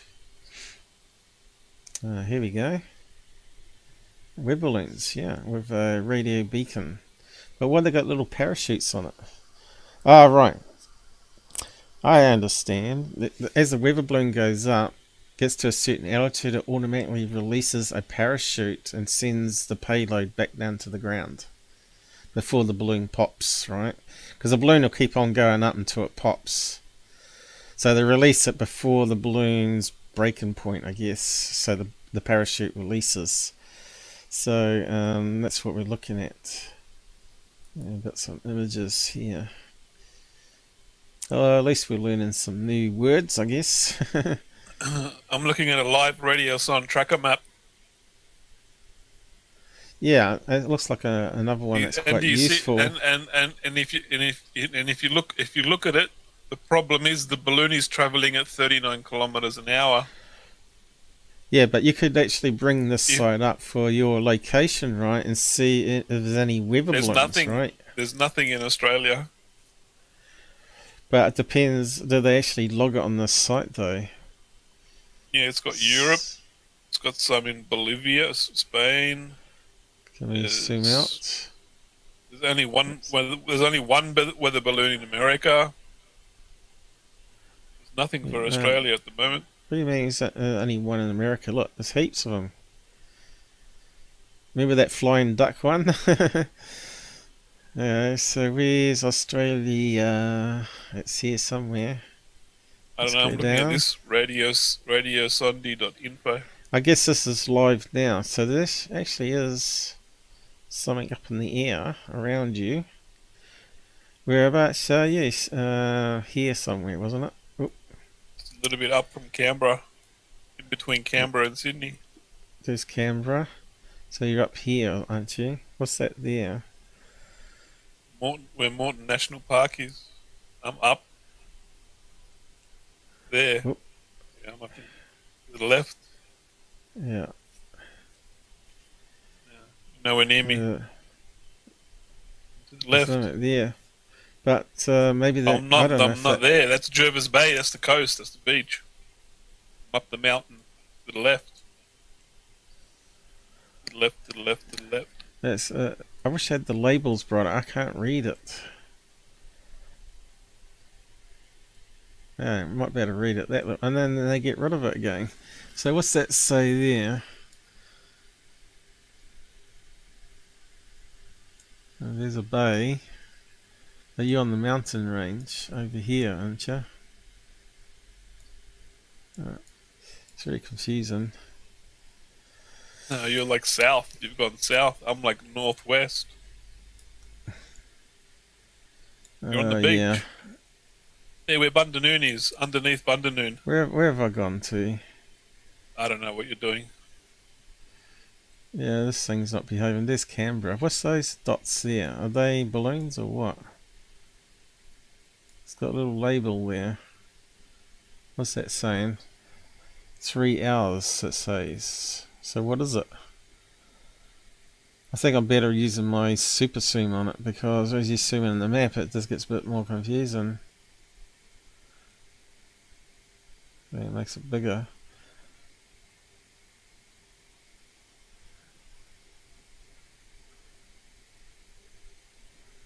There's got to be more up in the sky than that. Okay, we've got something here. What's those ones? What's that picture off there? What's that? Here we go. It's got to pop up. 9 AM. No signal. Performed grid search around predicted touchdown. So they lost it. That's what they say. Wollongong. My family, some of my family relatives live there, or used to. Okay. And we got over here. Melbourne's got a few going. So these must be. If we can get it up. There's only one balloon. There's only one balloon up, and it's in the Northern Territory. Yeah, so it might be worth checking it. Whether how accurate it is, I don't know. Those green things are antennas. Antenna. They're antennas to send signals from the parachute thing to the balloon. I don't know. Anyway, there goes your weather balloon theory straight out the window. There's one weather balloon for all of Australia. No. And look at the speed they're travelling.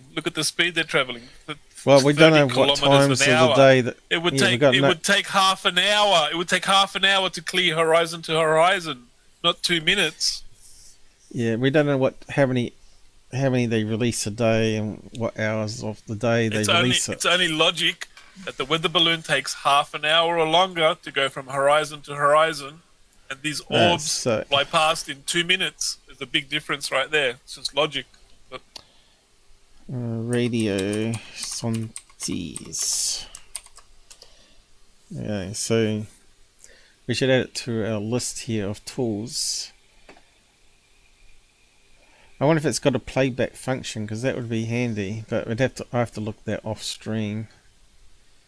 Have you looked over it yourself and seen if it's got a playback button? It's got no playback button. Yeah, so that's what's missing really. But if you're looking at the sky at the time, you can take a snapshot. But how accurate is it is the question. Why is it not doing it?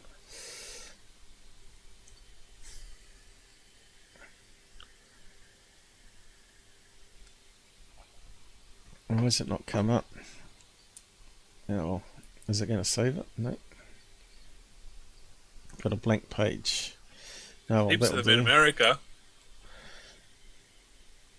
There's one balloon for all of Australia. There's no weather balloons in Australia. There's nothing in New Zealand. We have got a map of balloon launching stations here. So there's got to be releases over your area, right? Because there's quite a few down that way. Wagga Wagga, Canberra, Sydney. So you're in between those two locations there, right? I'm just north. I'm I'm like north of Canberra, like an hour.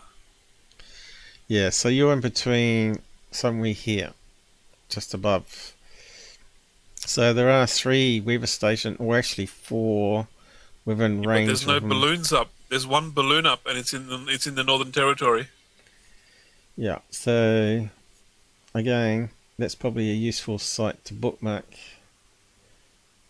And I think they're automated. See, that looks like it's blue, but it's actually generally a white balloon, and it's just the sky reflecting off it, I guess, or it's the sky behind it. Auto fill it with helium and release. I don't see any people standing there.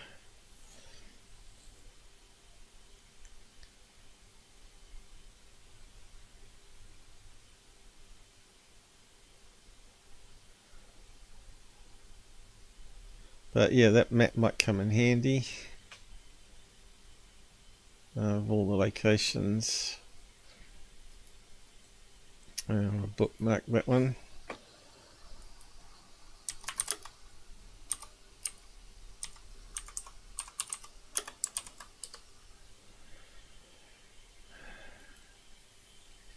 So you have to use all these tools when you're investigating, I guess, and you can say, what?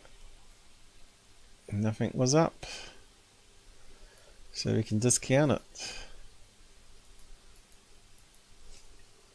or debate Mick West over it. Yeah, but there's no. Well, the Out There channel. Tracker. There's no backwards. Yeah, tracker. but I just no don't know how accurate it is though. Whether it's got all the ones for Australia and New Zealand. New Zealand should have one close to the airport that's 20 minutes drive away. I think that's where we get our temperature readings from.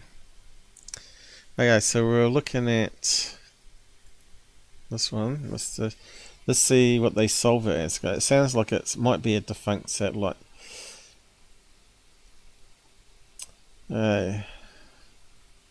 So we'll just go through it. Flashing in the sky. Okay. Graveyard orbits are barely, or just less than 1% larger than geo orbits. So if it was a parked dead tumbler, that's their keywords they're using for it, a brief observation would be able to detect that it's non-geo. Of course, they are at a fixed elevation if they really geo, but they could be GSO instead, and What's that mean? Stationary orbit. Again, a smaller deviation from the equator wouldn't be detectable from a short observation. Park satellites all support the good old-fashioned gravity 2 protocol, so should be findable night after night. So what's gravity 2? Is that like a program? What do they mean by that? See, there's so much we got to learn about sky watching. Okay, what do we got? Now, the gravity DX protocol enables diffie across multiple chains.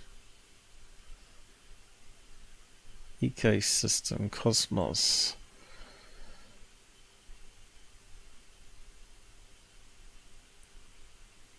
Now that's proposal, not protocol.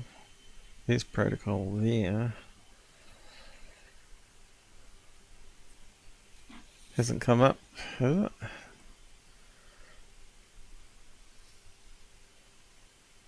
I'm not sure what he means by it. Maybe quote it, maybe?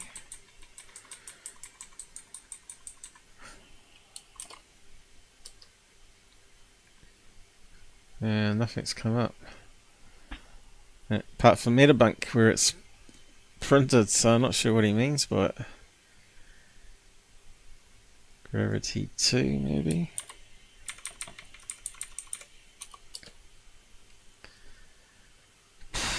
Nope. And Metabunk again. So I don't know what he means by that. Maybe someone on the side does. Let us know. So he reckons it should be findable on the apps, I guess. That's right near the band of geostat satellites. Now, have you brought up geostat satellites on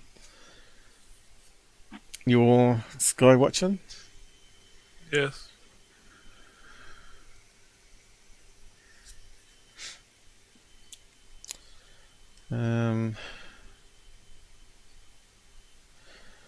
Cool. I didn't think this had worked, but I checked it here and it looks like a good match. Yeah, so what has he done? He's got his night scope and he's overlaid it on a star map, which is what you do. And what's the red line? Is that... I'm not sure what the red line is. Does he explain it? This was an attempt with a black and white image and the same location. Yeah. Original. Is that a crater? I think that might be a crater. They're talking about a crater, aren't they?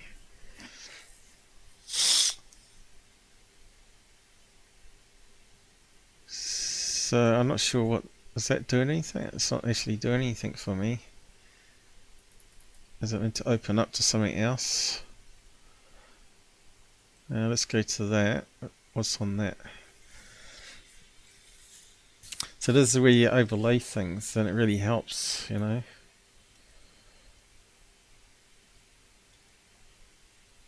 Not the best for images, is it? Doesn't look very high res.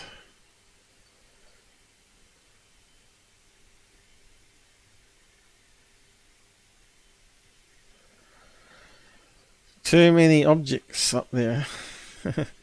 Makes it really complicated. Too many stars.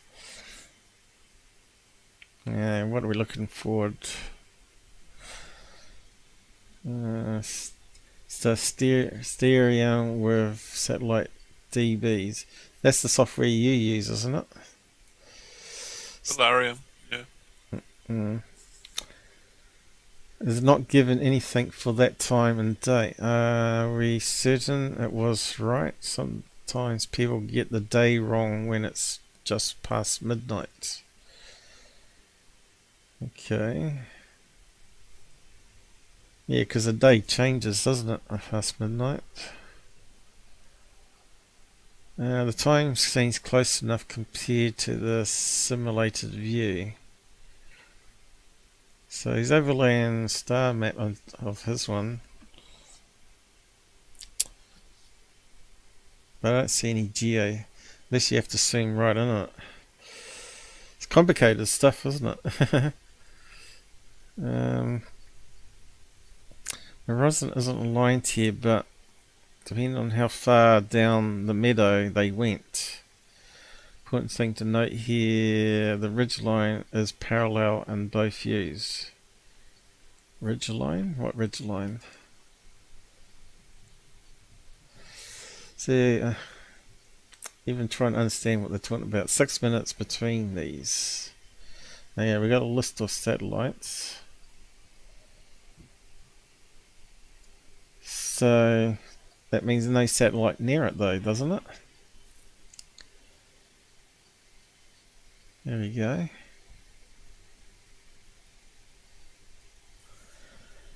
So I'm not quite understanding them. I can't understand it. How can they say it's a satellite then? If it... Okay, there's one getting closer to it now. But it's not a match, is it? So... But they do move across the sky at comparable speed. So what was the outcome? So yeah, these things do happen, at least temporary. So did they not solve it?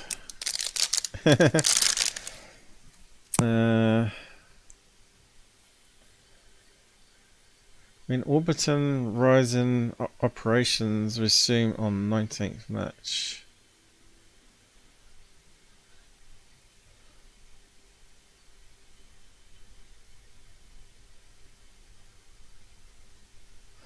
Yeah, so I don't think they've solved it. Is there another page to it? You must log in.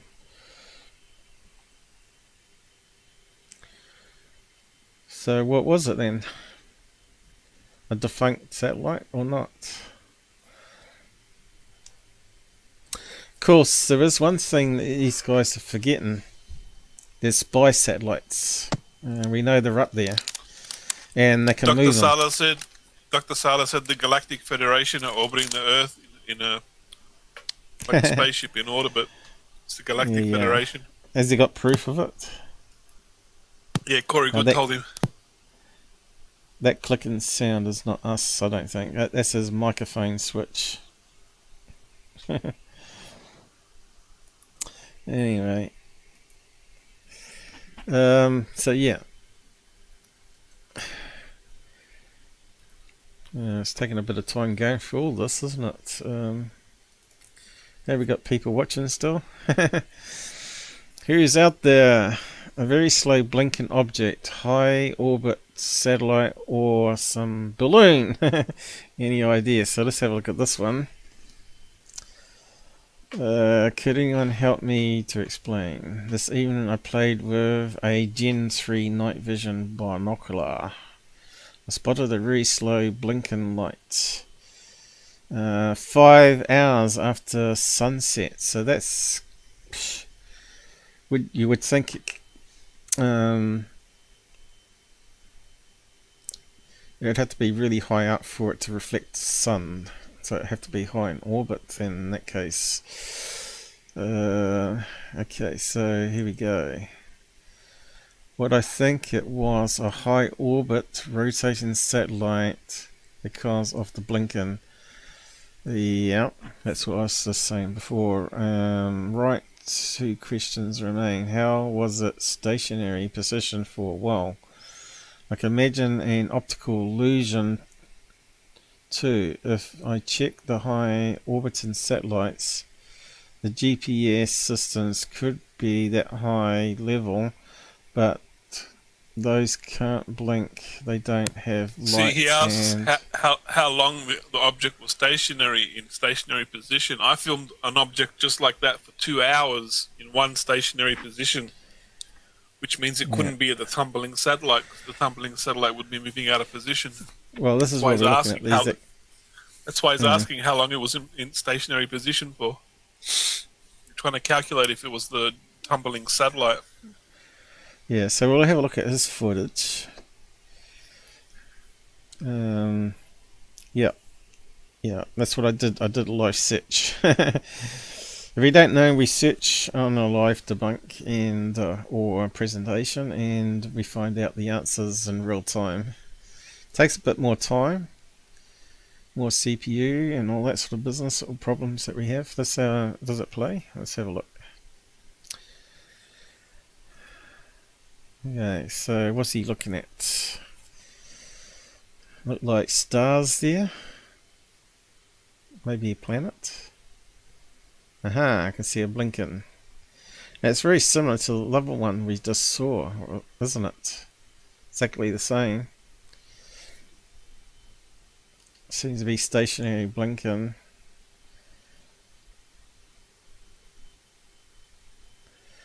He didn't delete the empty spaces in between the blink. Yeah, he could have zoomed in on that too. But you could do the original broadcast and then zoom it in, right? Should have deleted the empty spaces in between the blinks, pasted them all together, and then left the original video at the end for 10 minutes if people want to look at the empty space. Yeah, but you have to... Wheels was telling me he got an object like this as well. He recorded an object with his Synox color night vision camera. It just sits still and blinks. He also got a video of this one as well. So what do they reckon? It's pretty boring, isn't it? It's a horrible video. You got to sit there and wait 30 seconds for it to blink.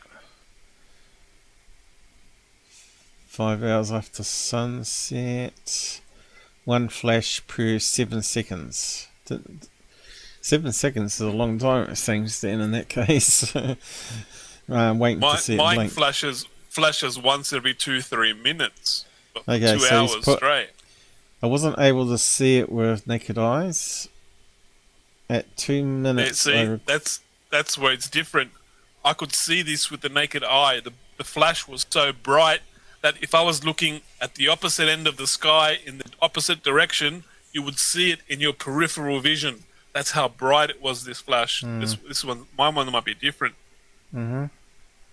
You can't see it with the naked eye. The only reason I saw it was because I saw it with the naked eye flashing. I was like, what the hell is that doing right there? So, high altitude balloons, do they have a blinker on it, wouldn't they? Because they go into playing flight paths. You'd think they'd have some sort of blink light on it. No, they don't sit still in one spot for 2 hours straight. As far as I know, balloons, weather or internet doesn't have lights, and the sun was way below the line. Weather balloons do not have lights. Where reflecting light could cause... Maybe it was wedding party balloons. Wedding party balloons with LEDs in them. Well, there's always a possibility, and it may not be that high up in that case. But a balloon, even if one has lights that high altitude, winds would move it. So if it was a balloon, it would be moving though, right? Which is correct. Yeah, but see, when I look at my flashing light stationary UFO, what have you done? The video. I can hear a noise. The video. That was on your end, wasn't it? How the hell's that on my end? We got the Men in Black again. I don't know. I don't think I'm playing the video because the CPU. It's still playing the video. My lord! I there said 5 times it's the video. I said 5 times, and he's like, "Men in Black, Men in Black." The hypersonic blimps are coming. Yeah, but I paused it, and it's playing again. No, you didn't. No, I'm you pretty didn't. sure. I'd have to go back and watch it. The hypersonic blimp did it. I'm guessing high integral particle hitting camera center isn't right as the blink would be, and yeah, it would be pretty random if it was that. Sounded like a fan firing up. I don't know. He was doing something, wasn't he? Because when we were watching the video, we were reading the blurb. I checked the geostationary synchronous satellites can be seen, but only because of the reflecting sunlight. The object is moving through the left side of the screen, which we didn't see.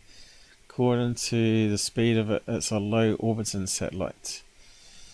Okay, I'll post a link to it so you can watch it if you want to, guys, but we ain't going to spend hours looking at it. Nicely written. It's a boring Welcome video to because they astronomy. didn't delete the empty parts between the splashes. Okay, two answers. Let's have a look. The answer was written before being migrated from astronomy. And the OP's response addresses the apparent motion. Upon further review of the video, the OP feels that the previous description suddenly changed in motion. Yeah. Described suddenly change in motion didn't happen. This is interesting and well written.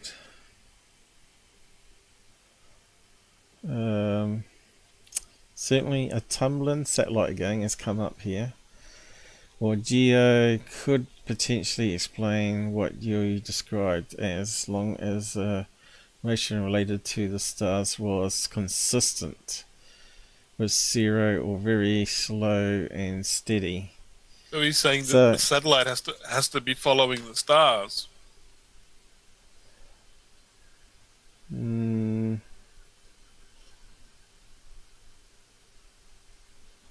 Why the hell do they write a goddamn physics formula as an answer? They can't explain stuff in like plain English. These people are idiots. So he's These saying people are worse than your hypersonic blimp.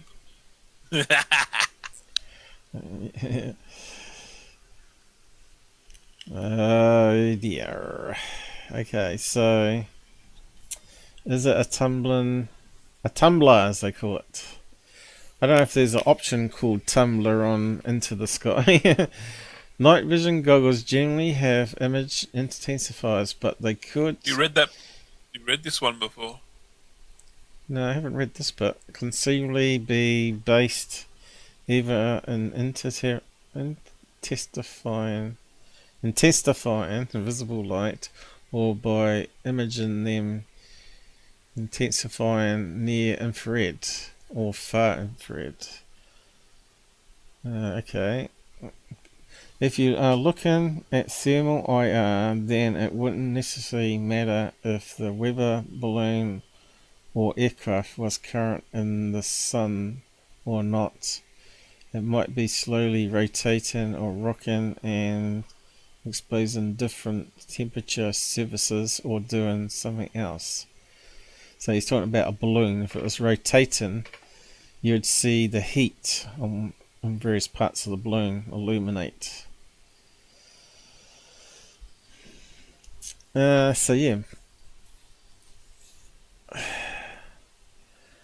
My guess is that you may have been looking at a polar satellite. Okay, what's a polar satellite? I am an airline pilot, and I regularly astonish my colleagues when I jokingly predict that we shall see UFOs tonight on return flights from Africa, and then almost like clockwork, several UFOs do show up around the time I predicted, approximately where I predicted that they light up briefly, seemingly. Yeah, but polar satellites go from pole to pole, and they don't sit in one stationary position. This guy's wrong. Okay, seemingly in a stationary position, then disappear. This guy's just guessing, but The satellite from the pole has to go to the other pole, and they go from pole to pole. They're moving. They're in orbit. Northeast. They occur long before sunrise. This is why no one upticked his comment. Satellites racing. There's that word racing again, from west to east. See, they're moving. The satellites are moving. They're racing from west to east. Yeah. After sunset or before sunrise. So anything that's sort of recorded in those time frames should be really suspect on UFO videos. When they are still basking in sunlight, yeah. He goes on here, but doesn't he? High satellites on polar orbits, where one facet of the satellite momentarily orientates to a position to reflect sunlight from the far side of Earth. Their stationary position is then explained by the fact that on such a trajectory as such as a distance, it will indeed move very little across the night sky. So it's very slow moving in his perspective as a airline pilot, right? Their disappearance. Yeah, but he's looking at it from a different. He's looking at it from a different angle. He's up in the sky. They're on the ground. There are two different angles are different. The perceptions are going to be different. They're going to see moving different. Yeah. But that video's only 10 minutes long. It only sits still for 10 minutes. We don't know if it's moving slowly. They didn't film it for an hour. You got to show at least half an hour or an hour of footage not moving to see if it moves or if it doesn't move. They only showed 10 minutes. It could have moved after 10 minutes. We don't know. They didn't film it for long enough. Yeah. What's with Snipes? Which would mean as time changes, the camera would have to turn to follow the object.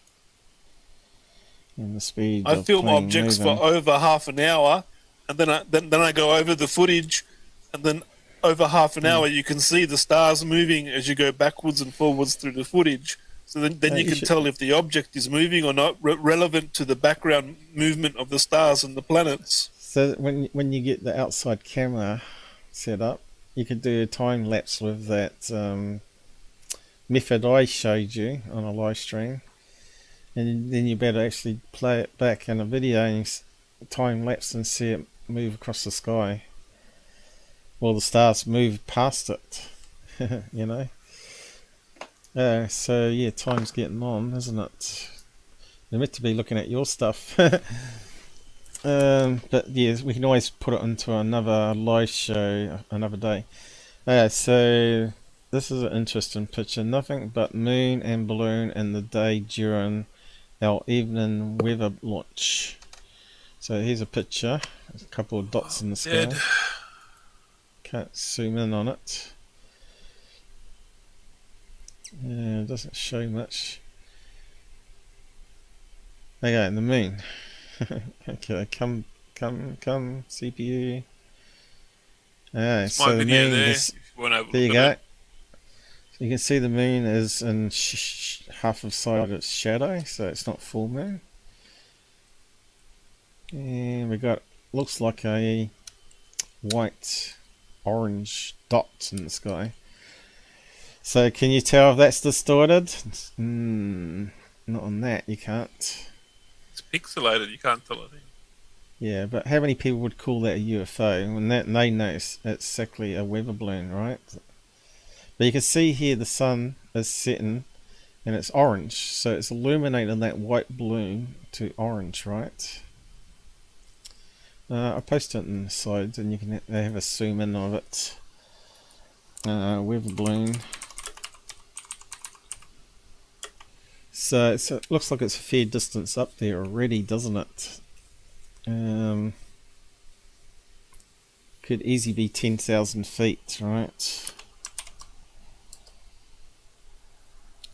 And of course, they start at 7 feet weather balloons, and they expand to 32 feet. So they gradually grow in size as they're going up because of air pressure and all that. Sounds to me like that's a phenomenon that there is no explanation for. Tumblers, seems to be the majority on those other ones, the flashes. My new orb video for Monday might or party above my house.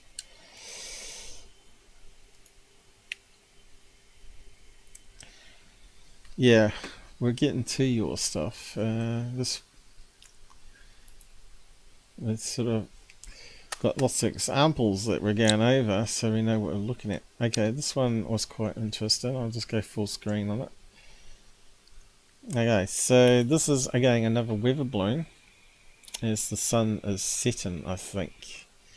You can see it looks orange, but in this case we can actually see also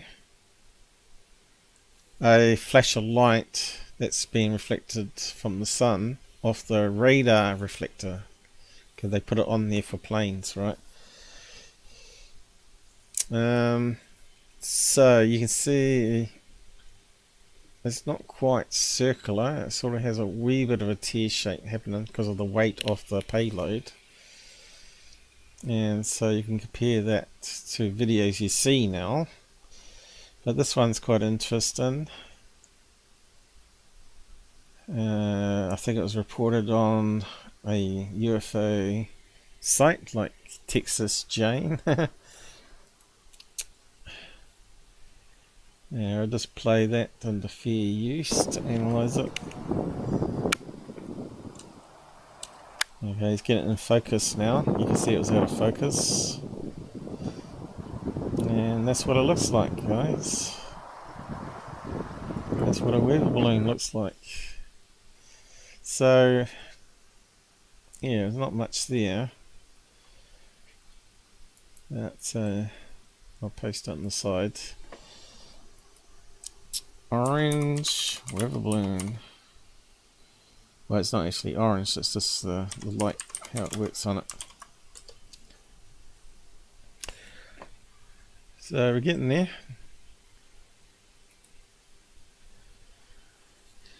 Now, this was about Mirages. Let's see, what was... so, yeah, this was quite interesting. About Mirages and how we can be tricked and what we're seeing on camera at night time, especially around mountains and the ocean. So we've been through this before. Two types. Inferior mirages occurs when you have a dense layer of cold air sitting on above of you, line of sight. So it looks like it bends the waves downwards. So what's this do? The rays of light come down from the sky, get close to the hot air near the ground. The light rays are bent, refracted back up towards you. So you've got to always keep that in mind. And then we got example, was it? Note the image below an inferior image. So that's when you see it looks like water on a desert road or whatever. So that's inferior. And then you got these other ones called superior image. Mirage is the opposite. A layer of warm air sits above you, your line of sight, with a cool layer beneath. So in this case he's got a mountain here, I think, and it appears to be floating in the sky, right? The term lumen, when the mirage makes the mountain top appear higher than it is, makes objects appear smaller or larger and closer or further away. So if you see a light in the sky, what it's saying here is that it might actually be below the horizon of a plane, and it's being projected because of the hot cold layers, ice particles and all that, upwards, and it makes it look like it's closer sometimes or further away. But yeah, he hasn't given us any examples of that happening. And of course they can be normal or upside down even, like a mirror, right? It makes it even a bit more complex. And of course here's one of a island. Kind of looks like a ghostly island. So what's it saying here? An excellent example of a superior image occurred on 9th of January 2022 over the Strait of Georgia. Is it? In the top figure below is what appears to be a ice block floating. Is it an iceberg? Alright, I suppose it's a big iceberg. Floated in the waters of Georgia Strait between Vancouver Island, blah blah blah, the city of Vancouver, Canada. But in reality, it's a lumen of a Chim Mountains east of Vancouver, and namely these mountains were, so it's actually a mountain, about 180 kilometers east of the observer. So that's a fair distance away, and you can see obviously it's projecting it upwards, but also making it look bigger, because the real mountain would be like a little speck. So that could explain why you might see airplane lights but no airplane in the sky. Now I know Gabber did post some examples of a plane he saw from that was 50 miles away, but there was no plane visible. Wasn't that right, Gabber? So Mount Baker, Mirage of mountain range.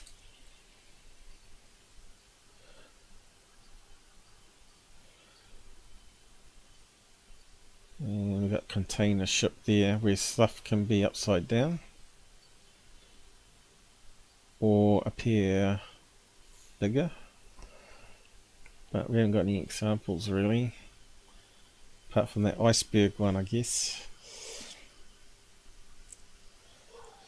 So yeah, hot and cold layers are going to happen over mountain ranges, and you know, we talked about that min lights being a mirage of natural lights, but he was saying it was some sort of nature bioluminescence or something that was happening as well, but he never gave us any examples, which is a bit disappointing. Yeah, I might just keep a copy of that one in the tab too. Mirage is can make stuff look bigger. Now, it would be good if they explained how it makes things look bigger though. But I suppose it's a matter of expanding the light source. That dog next door is a nuisance. Let's just load that up. Keep a copy of that one. Done. All these things, save them. Yeah, that's that one. Now back onto, so we can close that down and get some more CPU, I guess. Not sure if we need to search anything. No, we'll just close it down. Okay. So who we got still with us? We've got 4. Okay, back to Discord. Let's have a look. So we got up to this one here, which I didn't do a search on, but I might see if I can find that one again and see what that was. So what are we looking at here? Is this the pictures that you zoomed in on? Is it? Gabber. Is that the orb there that you zoomed in on? You got a little arrow.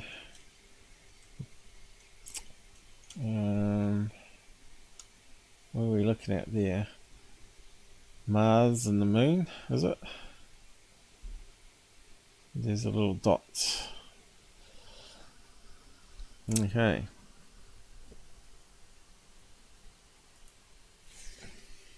Oh, crikey, that's that time, is it? No, it looks like a different one, is it? So what's this one, Gabber? Talk to us. 1 second, I'm just typing.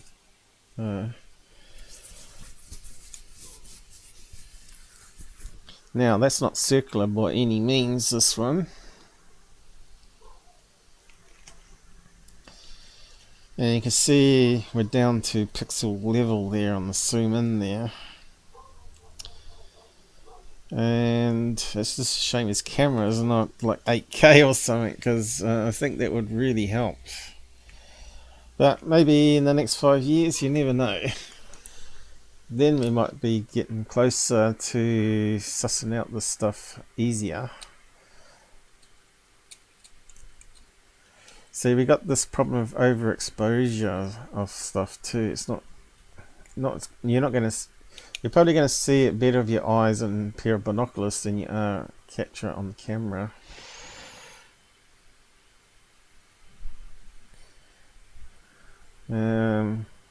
Yeah, we're sort of running out of time here, Gabber. So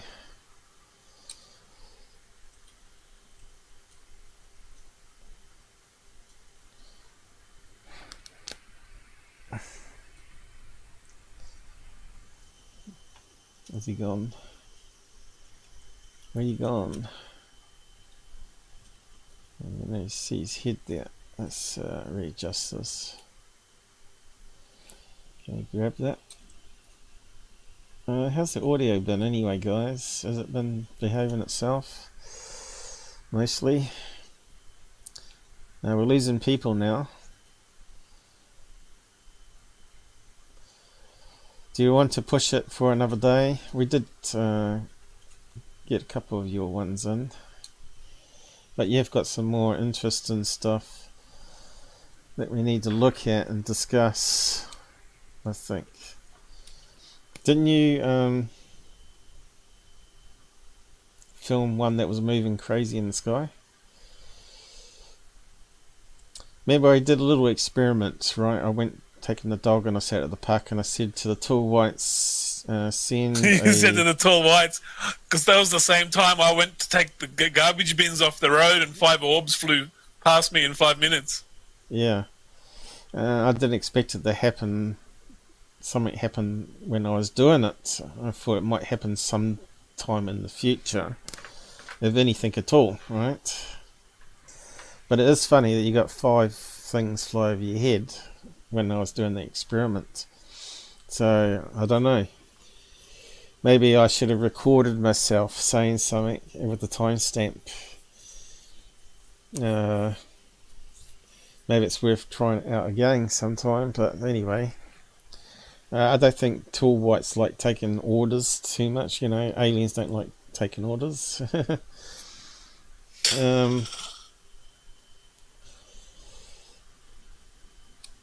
Yeah, but I'm not one of these guys that carries a phone around. I normally have a watch phone, and that's about it.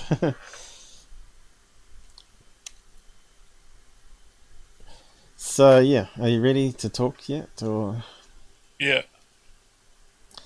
audio has been not too bad for me. Okay, that's good. As long as it's not crackling.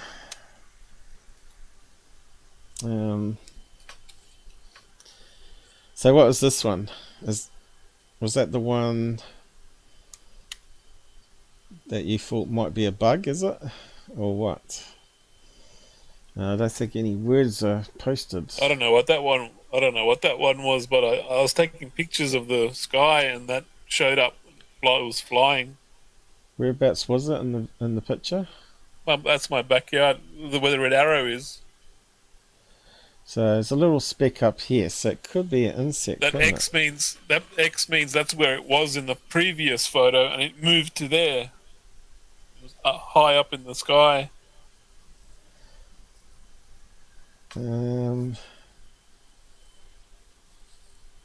So you had a camera on the tripod, was it? Or was it like a house security cam or what? That's my P1000. So it's on a tripod. And you caught that in the sky. Yeah, so what is it, guys?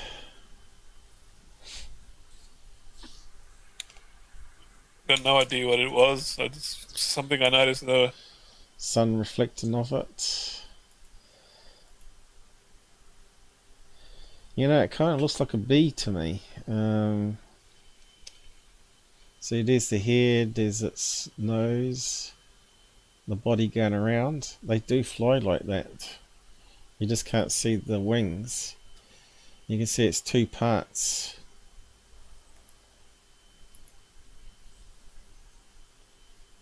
And the sun's reflecting off it.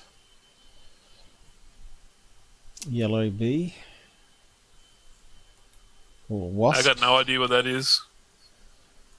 Is that the same object It's later on? It's the same object. After it moved, it's got like a cross in the middle, and looks like a square. Yeah, but is it rolling shutter effect here, where you get some distortion? How does the rolling shutter affect? How does the rolling shutter affect? How does the shutter roll? In this case, it would be left to right. Why would the shutter be rolling left to right in a DSLR camera? Because there's CMOS, that's how it works. All CMOS cameras have rolling shutter, but the technology is getting better where the rolling shutter is so fast that it's becoming less and less of a problem. But yeah, I'm pretty sure the P1000 does suffer from rolling shutter. So if it's scanning left to right, then if the bee's moving this way,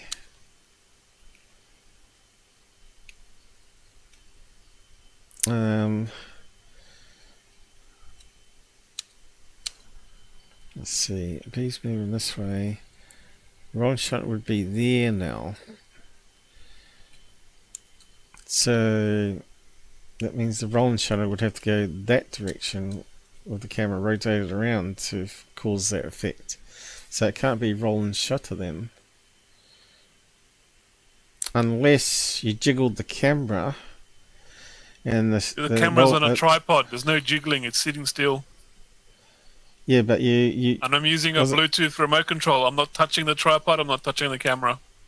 The camera's not moving, it's still stationary. The wind jiggle it? Does the wind jiggle it at all? Can Wind only jiggles it if the telescopic lens is out. Yeah.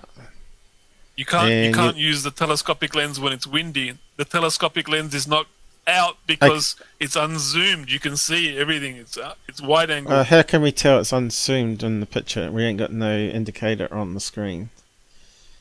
Because look at the picture. You can see the house. You can see the fence line. There's no zoom.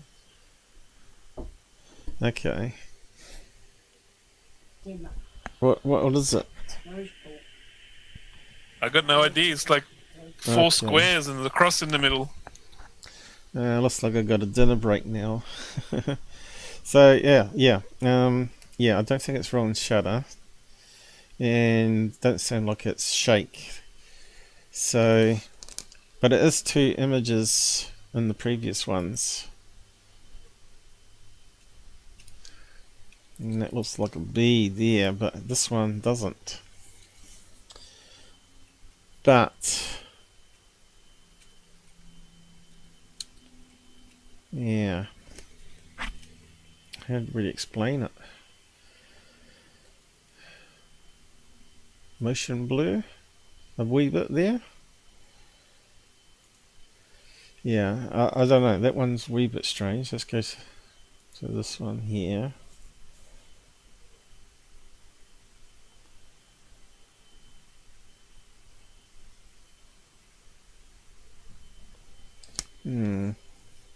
Yeah, I think that doesn't help us much. Okay, what's the next one? Different thing altogether, is it? What the hell is that? Picture of the moon. Is that the moon? What's all this around it? Just lens flare. Okay. And you see a little dot.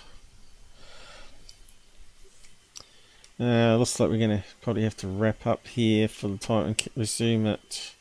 The picture there's the object I noticed near the moon, and when I zoomed in on it, it's like a diamond shape.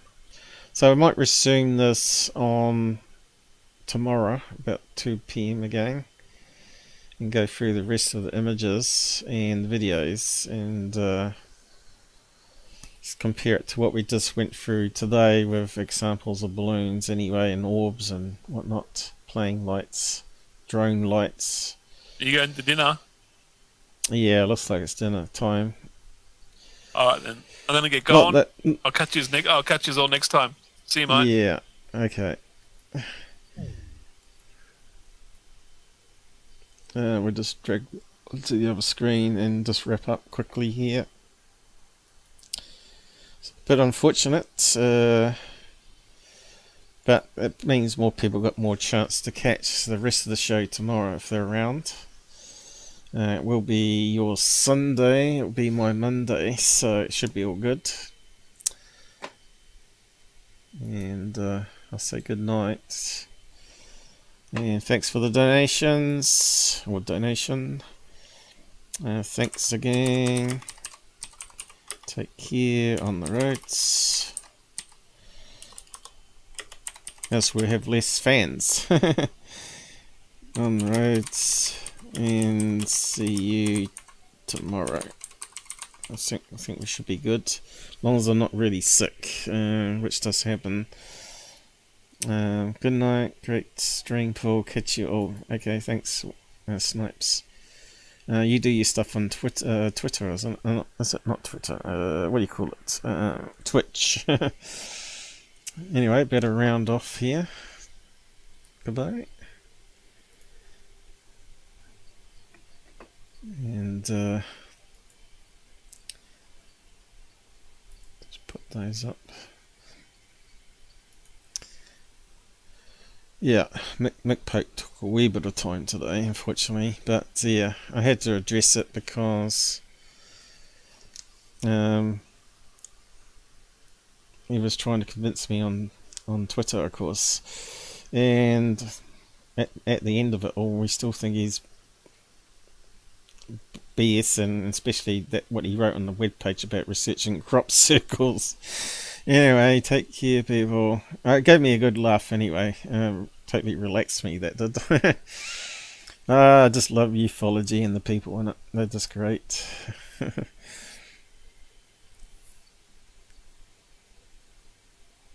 won't run this for too long.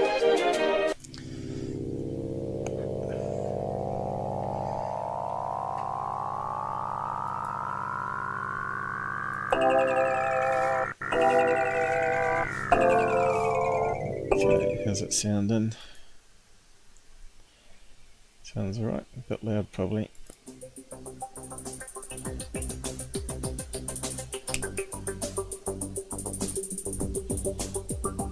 Dance along.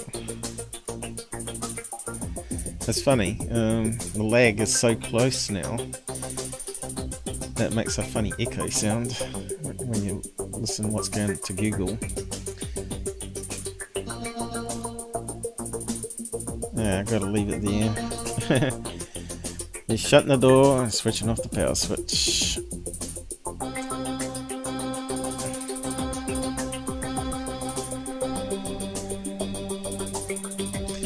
You enjoyed the Nick Pope stuff? That's cool.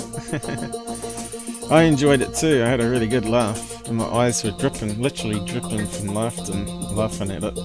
At him, I guess. And the commenters. That was just so funny. Anyway, see you later.